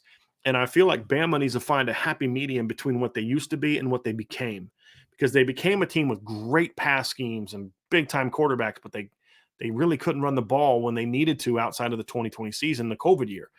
But you look at this team, they should be able to run the ball effectively. They still have some weapons that you can make big plays with. They've got to find that happy medium on offense where they can still just bully people. And if they can do that and protect the ball, the defensive talent is outstanding. But here's the third question that I have about Alabama. Kevin Steele. I've said this a million times. I said this when he got hired at Miami. I said the only reason to hire Kevin Steele at Miami and Charlie Strong is because, and mainly Kevin Steele, is because he's a really good recruiter. So he's going to go out there and he's going to recruit really good players. And then when you fire him and you hire a real defensive coordinator, that guy's going to have talent. And it happened even faster than I thought. It was a train wreck. Nick Saban thinks that he can hire him and just kind of get him, Nick Saban can just be the guy that leads it. I have doubts. I do not love this Alabama coaching staff on defense. I really don't. If I'm wrong, then Bama's going to be – if Bama can be a team that says we're going to get back to playing power football.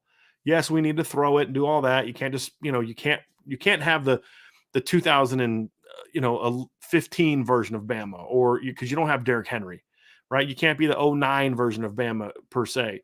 But what I think you can do is still be a team that physically runs the football and be that kind of team that can then use play action in your drop back game to complement your run game as opposed to the other way around. If they can do that, and if I'm wrong about Kevin Steele, this is going to be a really good Bama team, because there's some positions where they have some really good talent. They're just lacking. They have major question marks at one spot, and that's quarterback. Because, again, the receiving core is not what it used to be, but it's still pretty good and still pretty talented. The question mark is going to be defensively, do they have the right guy running the show? And if I'm wrong about Kevin Steele, this Bama team's going to be really good. And we'll get our first glimpse of all that on Saturday night at 7:30 when they play Middle Tennessee State.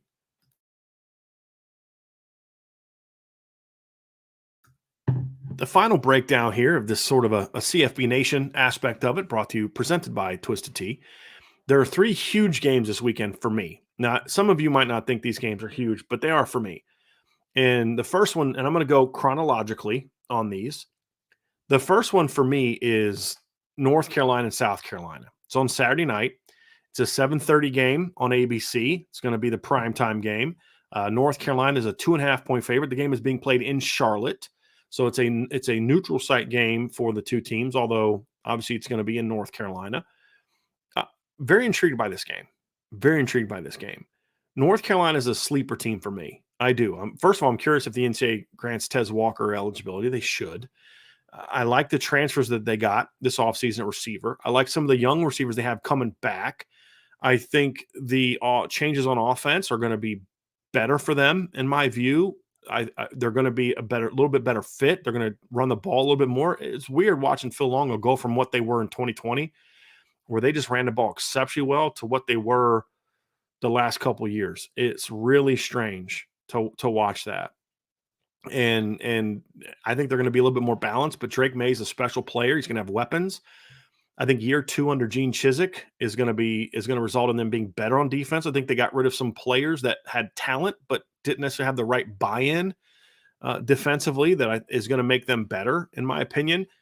I like a lot of the pieces. I just don't know what it's going to look like when it comes together for North Carolina. But I really like this North Carolina team as a potential sleeper in the ACC. Not so much a team that's going to win the division. I still think that's Clemson and Florida State are the top dogs, but I could see North Carolina making some noise and maybe being that third best team in the division, or maybe even pulling off an upset or two and being able to get in the ACC title game. But I really like this team. And when you have a quarterback like Drake May, it's going to make you better. But can the pieces around it step up? That's what I like about it. I think this team has a chance to be pretty good. And then South Carolina, again, who are they? Who's South Carolina? Like, this is one of the biggest enigmas. And I like some of the things that Shane Beamer's done. He brings a lot of energy to it. Obviously, their special teams are outstanding, but he's a little bit of an emotional guy, and his team at times is like him. They're emotional, and when you have an emotional team, you're going to have an inconsistent team. So you're going to have a team that 1 week is just out there just looking like $1,000,000, blowing out Tennessee, going on the road and beating Clemson, and then you're also a team that loses by 13 at home to Missouri and gets blown out by Florida in November. They're just a weird team. They're a very strange team. They're a very inconsistent team. They mirror to me their head coach, who emotionally is inconsistent, and he's got to learn to kind of control that a little bit more. He should take some lessons from his father, who was a fiery guy but was just a little bit more under control. And they match Spencer Rattler, who again is a very inconsistent guy. You just don't know what you're going to get from week to week from Spencer Rattler. And that's going to be a key. They've got some talent. They've got some linemen coming back. They've got some athletes coming back. I know they lost some very good players. This is a big year for Shane Beamer. It really is, because you inherited a team that was not in a great place. They have done really well on the recruiting trail. They've had some big wins on the recruiting trail. But if you want to keep getting those players and getting the guys that you have in the class right now, because they've got some talented players committed to them right now, that you look at and say, like, how the heck does South Carolina get those kind of guys? Well, I mean, that's where NIL helps, but like they've got Dylan Stewart, who's a big time player. They got a top 100 offensive lineman, Cameron Pringle, and they got Braden Lee, who's a talented defensive back that Notre Dame took a peek at. There's some talented players in that class. Josiah Thompson's a highly ranked offensive lineman. They're doing some good things. They got Nicholas Harbor, who's a big time athlete as a freshman. But at some point in time, that faith that they're showing in you has to pay off with more results. Now, the first 2 years were good under Shane Beamer, 7-6 in 2021, and you're coming off of a team that was 2-8 the year before he got hired, and was 4-8 the year before that. And in the previous four years, they had won 9 games once, but that was all the way back in 2017. He inherited a pretty rough situation. Went to a bowl game his first 2 years. They were better last year, had 2 big wins. But if they don't have those 2 upset wins at the end of the year, we're having a different conversation about Shane Beamer in South Carolina. So you've got to not kind of take a step back, even though you had some really big personnel losses. So this is going to be a very intriguing game. And there's also this element, the ACC versus the SEC. I talked about this summer. There are some intriguing matchups between the ACC and the SEC in the first month of the season, and then again, of course, at the end of the year, where the ACC has a chance to sort of say, hey, you can overlook us all you want, but we are a better football league than you're giving us credit for. They've got to win some of these matchups. I don't care about Georgia Tech versus Georgia. I mean, nobody expects Georgia Tech to compete in that game. But when you look at some of these matchups, and this is an example of one, North Carolina and Texas A&M, this is an example of one of those games where if you're the ACC, you're really hoping that your team can pull off a big win in this game. And it gives you an opportunity to say, hey, look, we got a chance to go kind of do something here and get a big win. You've got Miami at Texas A&M next week. That's going to be another example where they're going to have some chances in the ACC to get some big wins that can say, hey, we are a much better football league than you all give us credit for. Because I think the ACC is getting better. They've gotten better coaches hires in recent years. The quarterback play is getting better. The talent overall in the league is getting better. But is it better enough to start beating some of these SEC teams? We're going to find out this season, and this is one of those games, and it's going to tell us a lot. And here's why this matters if you're a Notre Dame fan, because the greater the perception of the ACC, the better it looks that Notre Dame dominates the ACC. And if they continue doing that, and they go out and beat all the ACC teams again this season, then you're gonna look back and say, hey, that Notre Dame dominating that league tells us a lot more now, because look what that league did out of conference. They did really well against the SEC out of conference, and they still got dominated by Notre Dame. So I think from a Notre Dame standpoint, when the ACC does well out of conference, that should matter to Notre Dame fans. And that's why this North Carolina-South Carolina game means something to me. Sunday is the biggest game of the weekend, in my opinion, and that's number 5 LSU against number 8 Florida State. That's going to be Sunday night at 7:30 on ABC. LSU is a 2.5-point favorite. The game is being played in Orlando. Everything should be good. The hurricane obviously hit this morning, and so by the time we get to Saturday, I mean, teams should be able to travel tomorrow, Friday, Thursday, Friday, sometime around then. If they want to travel for a Sunday game, they can even fly Saturday. I'm not quite sure what their travel plans were, but everything should be good to go by the time we get to this weekend, and hopefully everybody's our fans and people that are down there. I hope you all were able to stay safe. So far, it sounds like everybody did. We have a thread about it on the message board, but this is a huge game, college football. LSU obviously is looking to build on the first season under Brian Kelly. It was for the most part, a successful first season for Brian Kelly. Obviously played in the SEC championship. They weren't very competitive, but honestly, no one should have expected them to be competitive against Georgia in the first year. And now I think some of the stuff LSU fans say, oh, he inherited a bad program. I'm like, well, when I say it, you all get mad. But yeah, he inherited not many scholarships, but he had a freshman recruiting class come in. It was talented. He had a bunch of transfers come in, and they still had a lot of talented players coming back. Well, you can't use that excuse now in year 2. And you can look at some really good wins for Brian Kelly in year 1. Obviously, beating Alabama was a big one. Outside of that, honestly, year 1 at Alabama was a lot like what he was at Notre Dame. He beat all the teams he was supposed to beat for the most part, and even then wasn't able to do that. But when they played good teams, Florida State was a good team, they lost. Tennessee was a good team, they got blown out. Georgia was a good team, they got blown out. But here's what they did do. They did have the win over Bama. If you take that win away, the season looks a lot different. But that you can't take that one away. They won the game. They were coached well in that game. They prepared. They played hard. I thought Brian Kelly's 2-point conversion call at the end was a gutsy call, the right call. It worked out, and they won the game. And so now you look into year 2. You got a lot of starters back. You have a somewhat highly ranked recruiting class coming in. I think it's a little higher than it should be, but it has some guys in it that I really like. Your freshman class, which was pretty talented, is now going into year 2. It already made its impact last year.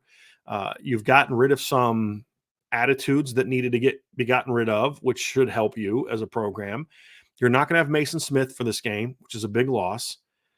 But other than that, I mean, you're going to be healthy. And now you look at this Florida State team; it's a huge game for them as well.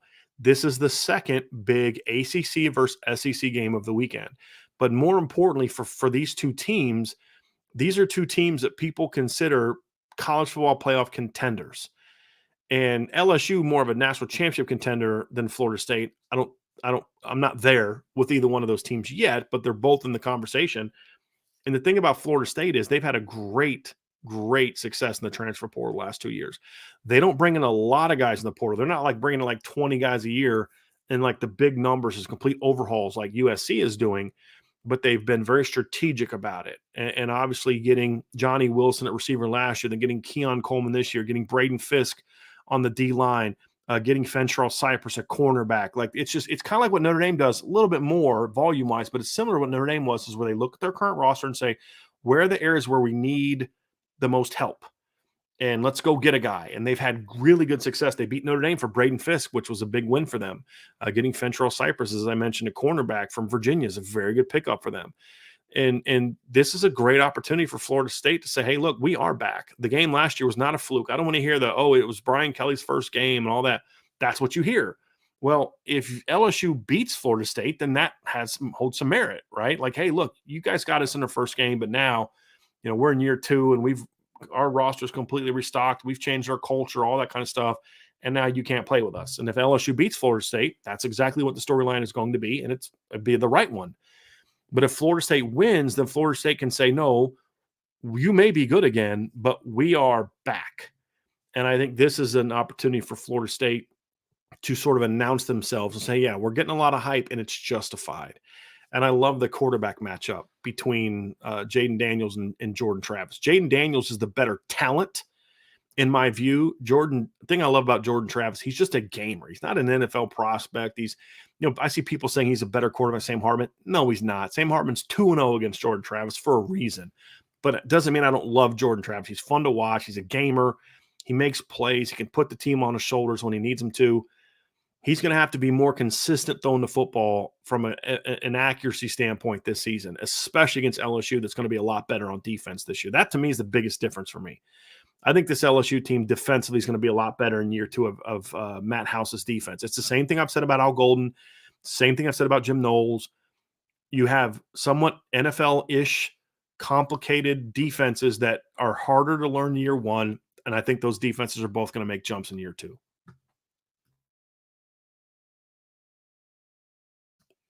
So that's what, to me, makes LSU dangerous. And we're going to find out kind of what Florida State and LSU are made of. I think this is going to be a great game. I don't anticipate either team blowing the other team out. I'd be disappointed if that happens. I do think this is going to be a big game. I haven't made my prediction yet for this one either. I'm leaning towards Florida State in this game just for a number of reasons. I think they're more balanced.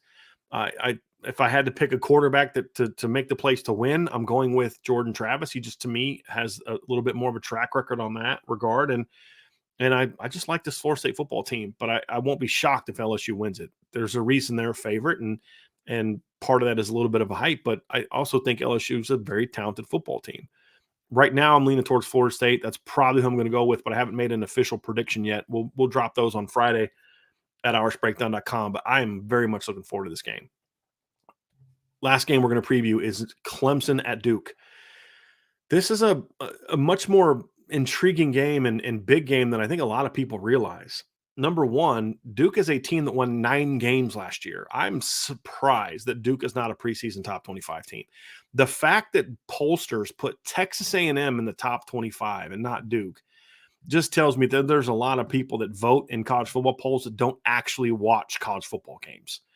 When you look at Duke last year, that's a team that won 9 football games and honestly, they were closer to being a 10-win team than they were to being less than 9 in a lot of different ways. I mean, they were a team that had some scrappy losses last year. They should not have lost to Georgia Tech. That was a bad loss for them early last year. They lost when they lost to Kansas at the time, Duke was still kind of building, but Kansas was also really good at the time.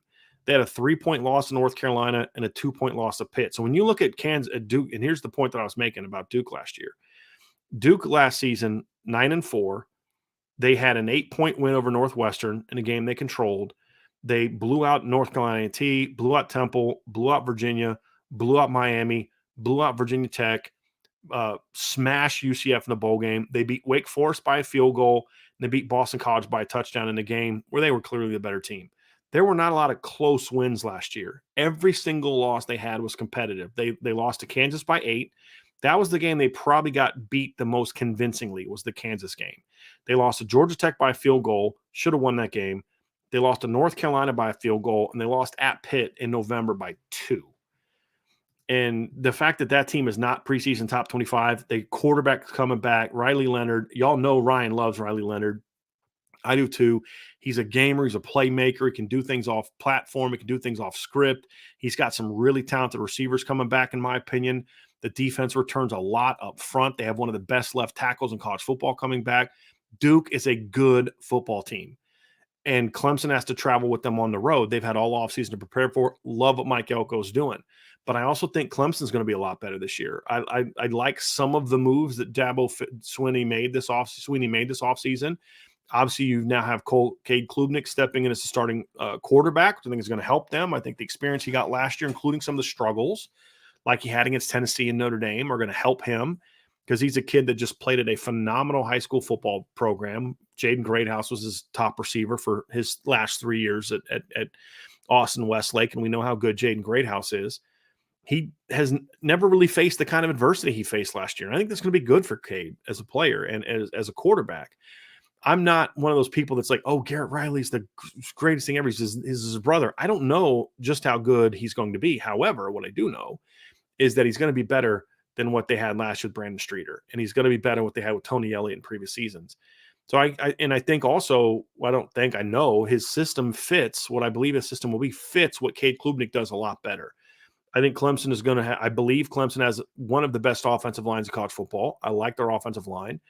I like their talent at receiver. It's not the elite talent it used to have, but there's some young, talented players. Adam Randall is a really talented player. The Williams kid who's had a really good freshman year last year's talented. They've got one of the better running backs in college football, and Will Shipley. Phil Maffa's a really good number 2 running back. They've got decent talent at tight end. And, of course, their defense returns a lot of talent. And so if Garrett Riley can get this thing going, I think Clemson's going to be a lot better than what people think. And there's a lot of people, I mean, they're preseason top 10 team. It's not like they stink, but like preseason number 9, I'd consider having them a little higher, to be honest with you. I think they should be ranked ahead of LSU, for example. I think they have less to prove than LSU does, in my opinion, this season. So I like this Clemson team. If Duke can pull off the upset, then obviously that's a huge win for Duke. And it says to me, maybe Clemson's not back.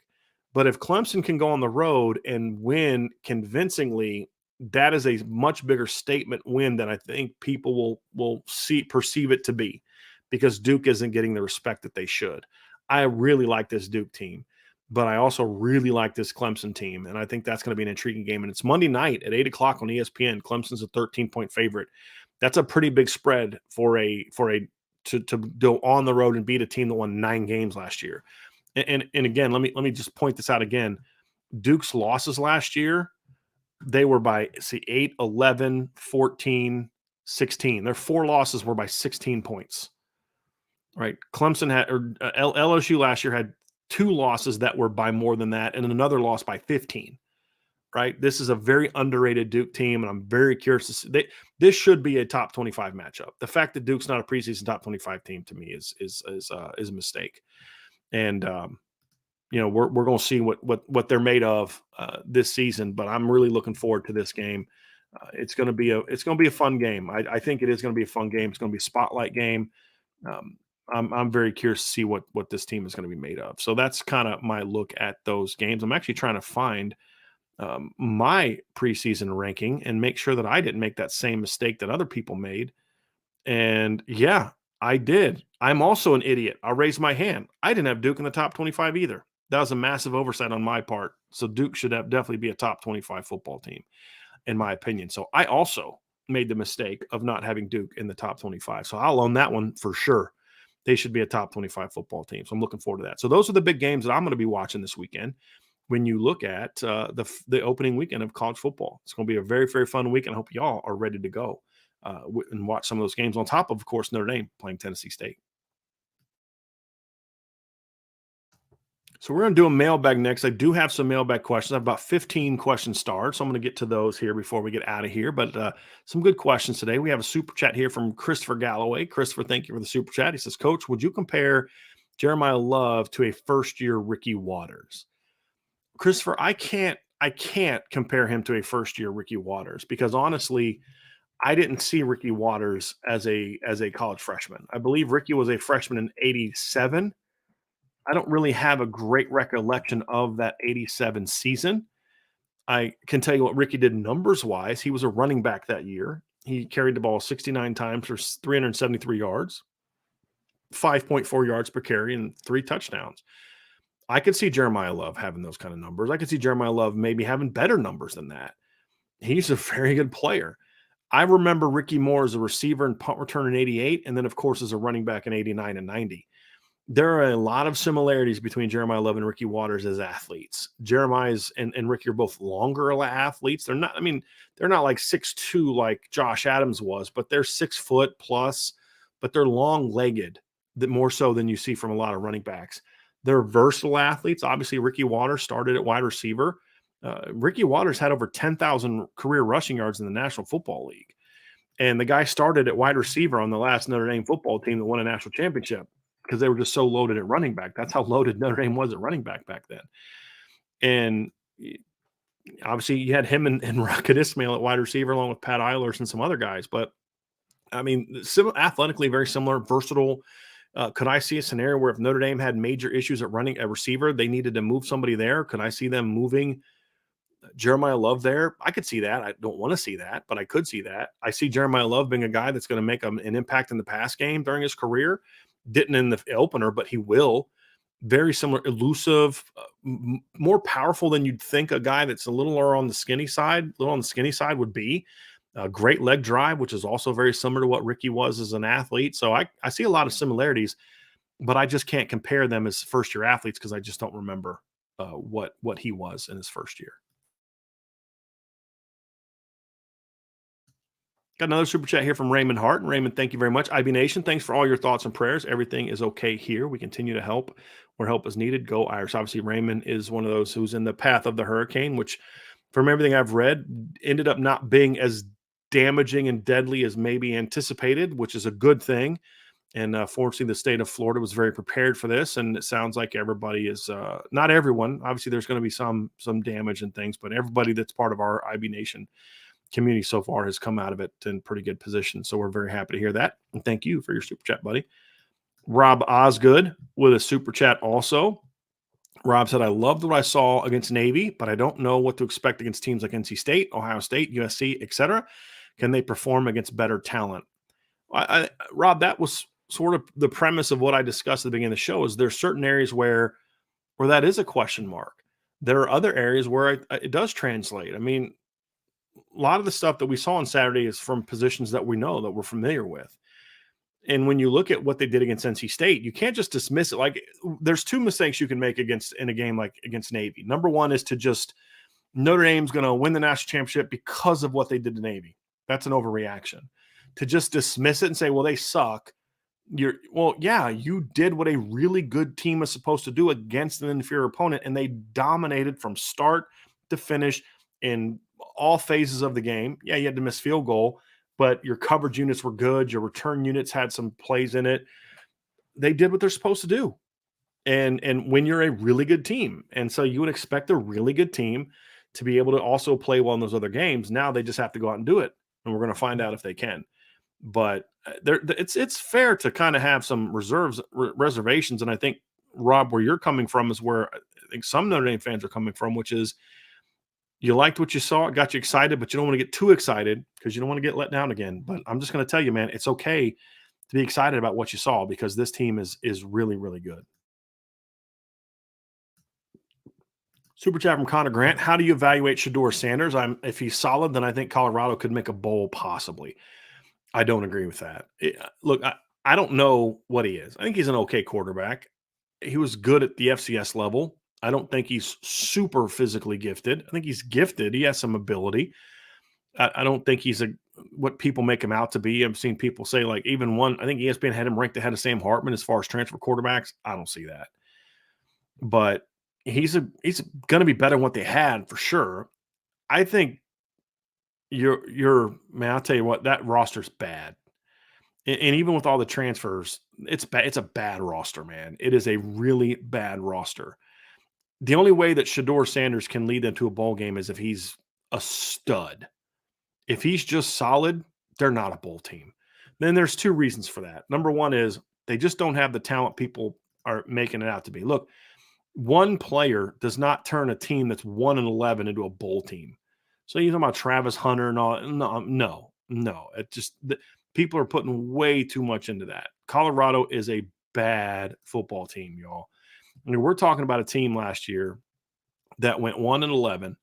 They lost. Here's what the point total was in their losses: 25, 31, 42, 28, 23, 33, 8 at home to Arizona State, 39, 38, 47, and 42.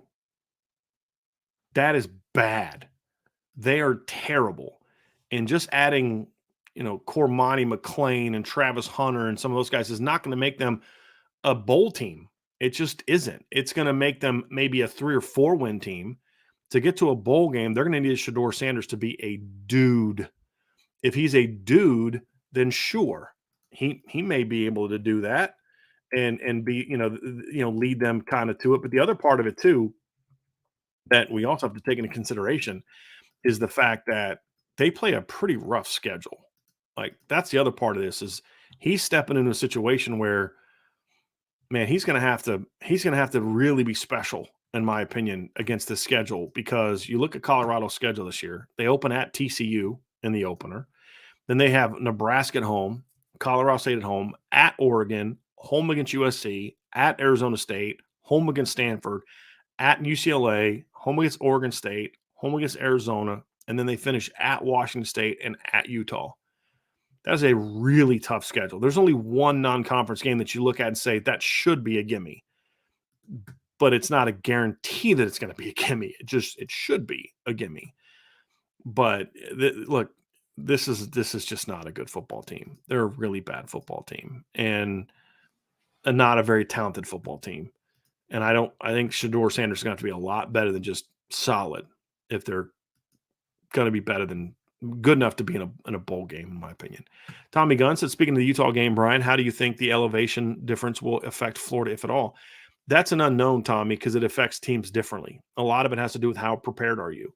How prepared are you to handle it? What are things that you can do from a conditioning standpoint? Do you take into that account? How deep are you? And that, to me, is where I have the biggest concerns about Florida, is their depth. I don't love their depth. And you have to have great depth playing against a team against Colorado. What are your travel plans? How soon are you getting out there? I know that Florida went out there, I believe, a day earlier than expected because of the anticipated hurricane. But that how much is that going to be enough to kind of make them better prepared for that? I don't know. I really don't know, to be honest with you. That's always a bit of an unknown. They better have a plan for it. That's what I do know. That's what I do know. Archer 452 says, in 2020, Graham Mertz crushed Illinois in his first college start, going 20 of 21 for 248 yards and 5 touchdowns.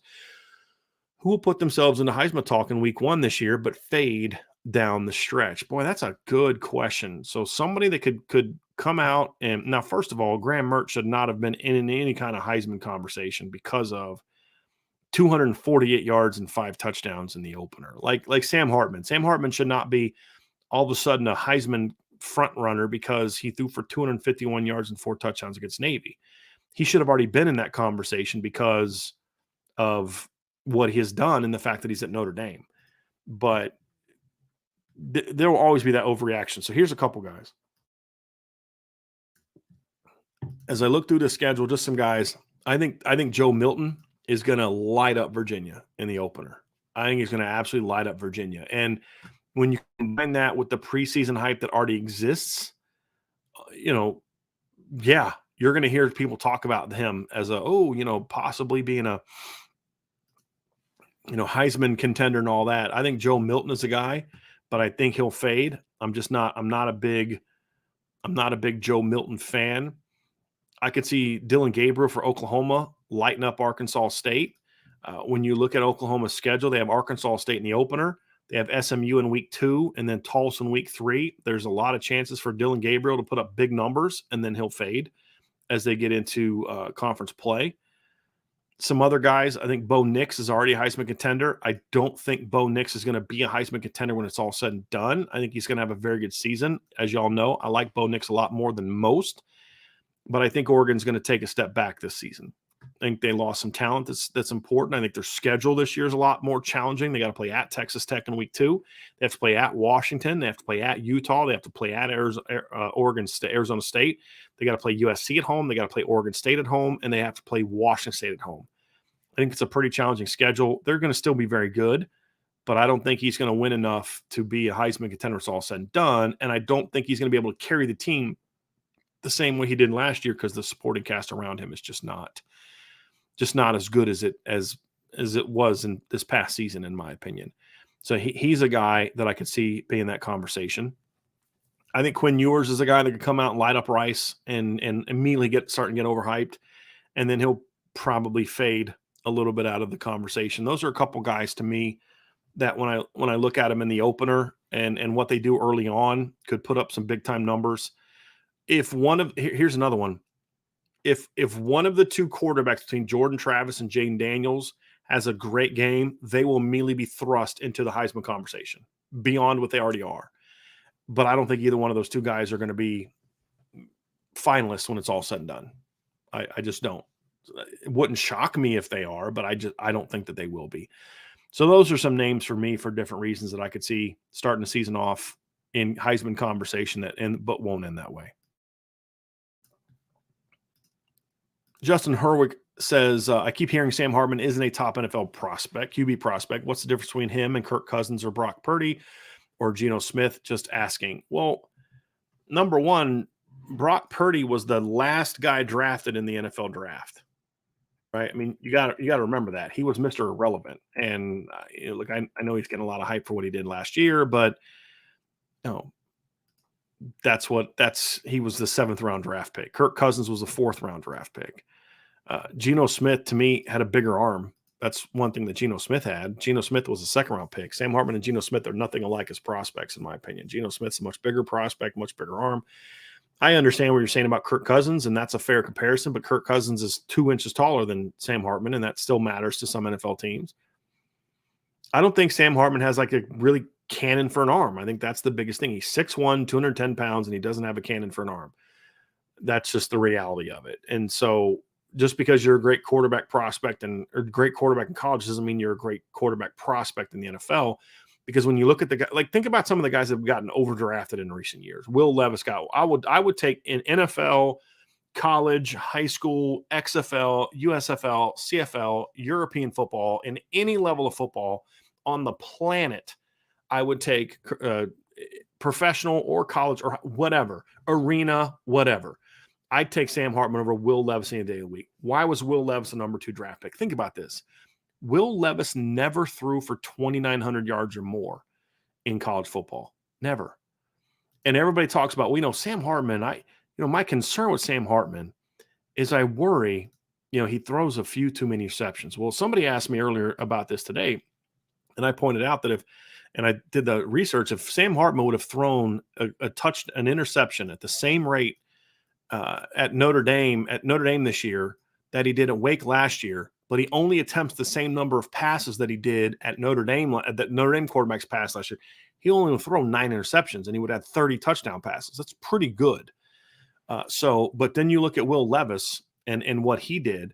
Last year, he threw for 2,400 yards, 19 touchdowns, 10 interceptions. The year before, he threw for 2,812 yards, 24 touchdowns, and 13 picks. That is not good. So in 2 years, he has thrown 43 touchdowns and 23 interceptions. Sam Hartman the last 2 years, last year he threw for 3,700 yards, 38 touchdowns, and 12 picks. And in 2021, he threw for 4,228 yards, 39 touchdowns, and 14 picks. So in 2021, when Will Levis was getting all this hype as a quarterback, he threw 13 interceptions on 353 pass attempts. Sam Hartman threw 14 interceptions on 508 pass attempts. And Will Levis gets all this hype of a top 10 NFL draft pick. And then he ends up falling in the 2nd round. I wouldn't even take him where he got taken. I wouldn't. And so, but why?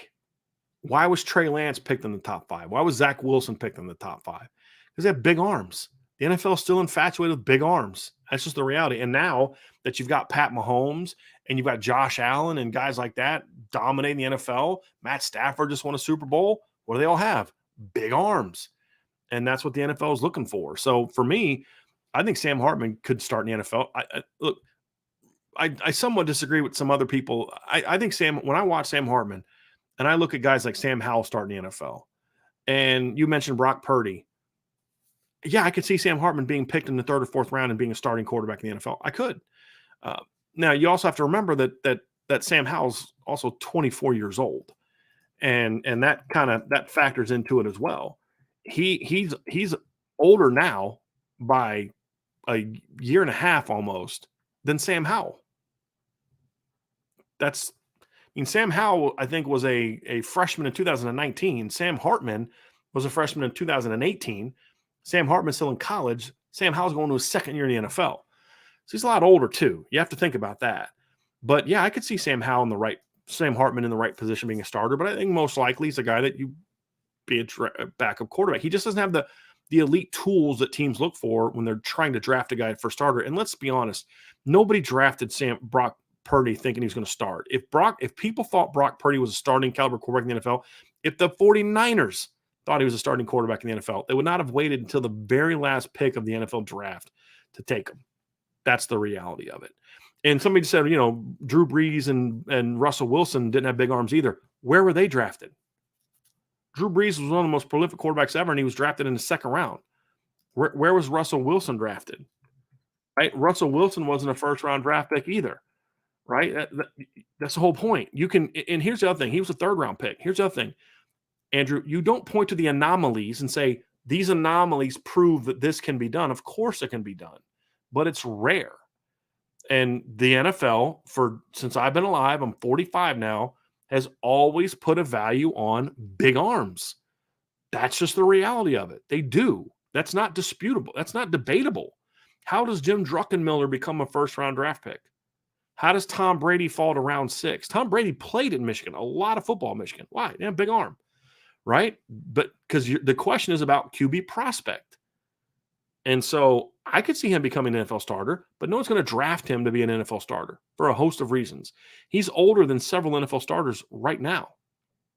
That's going to be factored in as well. So, but I don't care. I care what he does at Notre Dame. And at Notre Dame, he's going to be very good. Patrick Earwood says, do you guys think it's possible for all 5 running backs to have 200 total yards each? I would be shocked if they don't. I really would. I think because if you're going to talk total yards and you're going to talk return game, then you throw Devin Ford in there. Devin Ford would be the guy that I would question about maybe getting to 200 yards. He's got like 11 right now. But if you look at the stats from the first game, they're all on pace for it. I mean, they're all on pace for over 200 yards this season. Obviously, Audric Estime in the opener had 95 yards. He's on pace for over 1,000 yards on the season right now. Jeremiah Love was second on the team in rushing in the game. He's on pace right now for 480 yards. Jabron Payne had 31 yards rushing. He's right now on pace for 403 yards. And Jadarian Price had 25 yards rushing. He's currently on pace for 300 yards rushing. So the only guy that's not on pace for that right now is Jabron Payne, who had 11 yards in the game. But even he is on pace for 132 yards. So, yeah, I could easily see all 5 of them doing that. I don't predict that they will because I think somebody's going to probably follow by the wayside a little bit from a touches standpoint. But that, yeah, I would give them. I would say that there's definitely a chance that happens. Coleman Smith said, would you try Don Schuler in DJ Brown's spot? No, not right now. First of all, I'd start Ramon Henderson. I would give Antonio Carter the next option for that. I would give the veterans the chances to be that guy first. And then, but would I be unwilling to try a Don if the safety positions continue to struggle? No, I wouldn't. I like a Don Schuler. I just don't know if that's going to come. More questions about Sam Hartman as an NFL prospect. Justin Herwick, is a QB having a big arm overrated? Sam Hartman gets knocked for not having a good arm, not a big arm. Most NFL quarterbacks have good arms. Only 2, maybe 3 have big arms in Mahomes, Allen, and Stafford. Well, I think it's more than that. But look, guys, you can point to all the different things that you want. I've said this how many times. The NFL is bad at evaluating quarterbacks. It always has. The fact is they're always going to evaluate and put an emphasis on big arms. You cannot like it. You can complain about it. You can ask me a million questions about it on these platforms, but the fact is it's not going to change that's what the NFL values. I would argue that there's more than just those guys with big arms. I would argue that Trevor Lawrence has a big arm. Geno Smith has a big arm. There's more than just those 3 guys that have big arms. So I would just disagree with that. Kyler Murray has a big arm when he's healthy. Justin Fields has a big arm.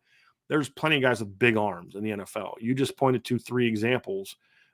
There's plenty of guys with big arms, and those guys are always going to get more opportunities than the other guys. You asked me about prospect. As a prospect, he's 6'1", he's 210 pounds, he's older than some NFL starters, and he does not have a big arm.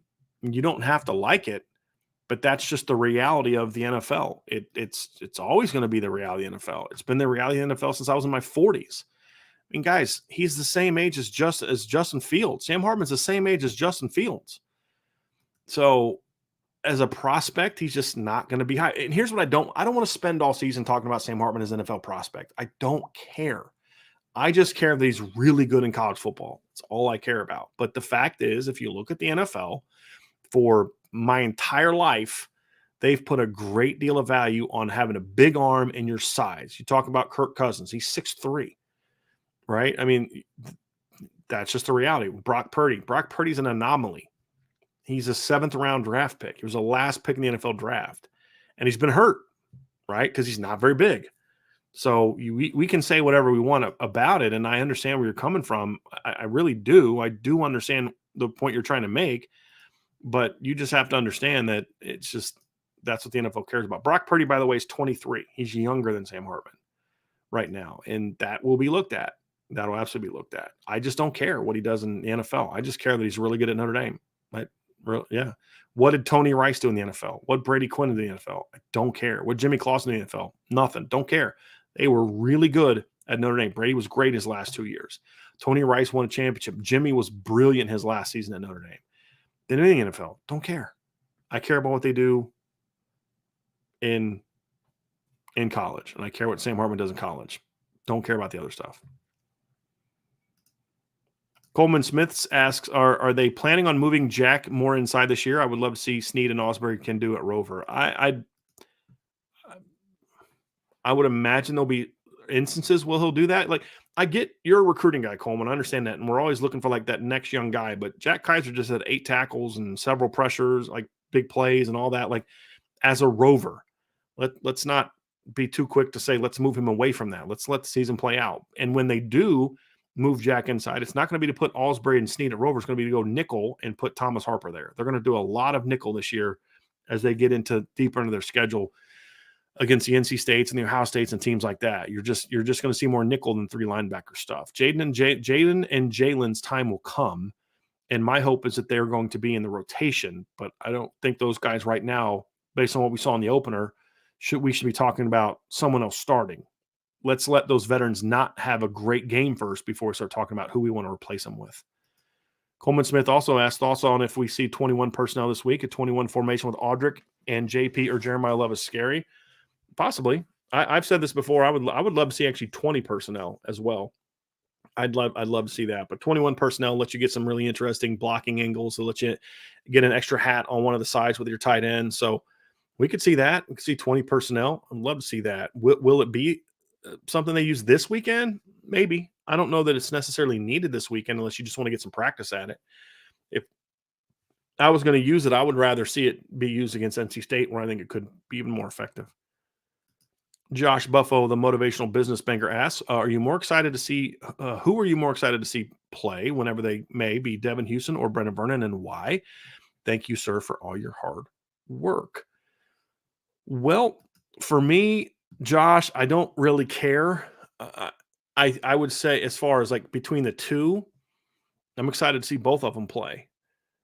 I will say this, however, I believe if I had to pick which one would I hope to see be ready sooner, I would say that I hope Brendan Vernon is ready sooner. And the reason I say that is because when I look at D tackle, they've got a pretty deep D tackle rotation. If Devin Houston helps out this year, it's a bonus. It's like, like a cherry on top. The big end rotation is a little shakier.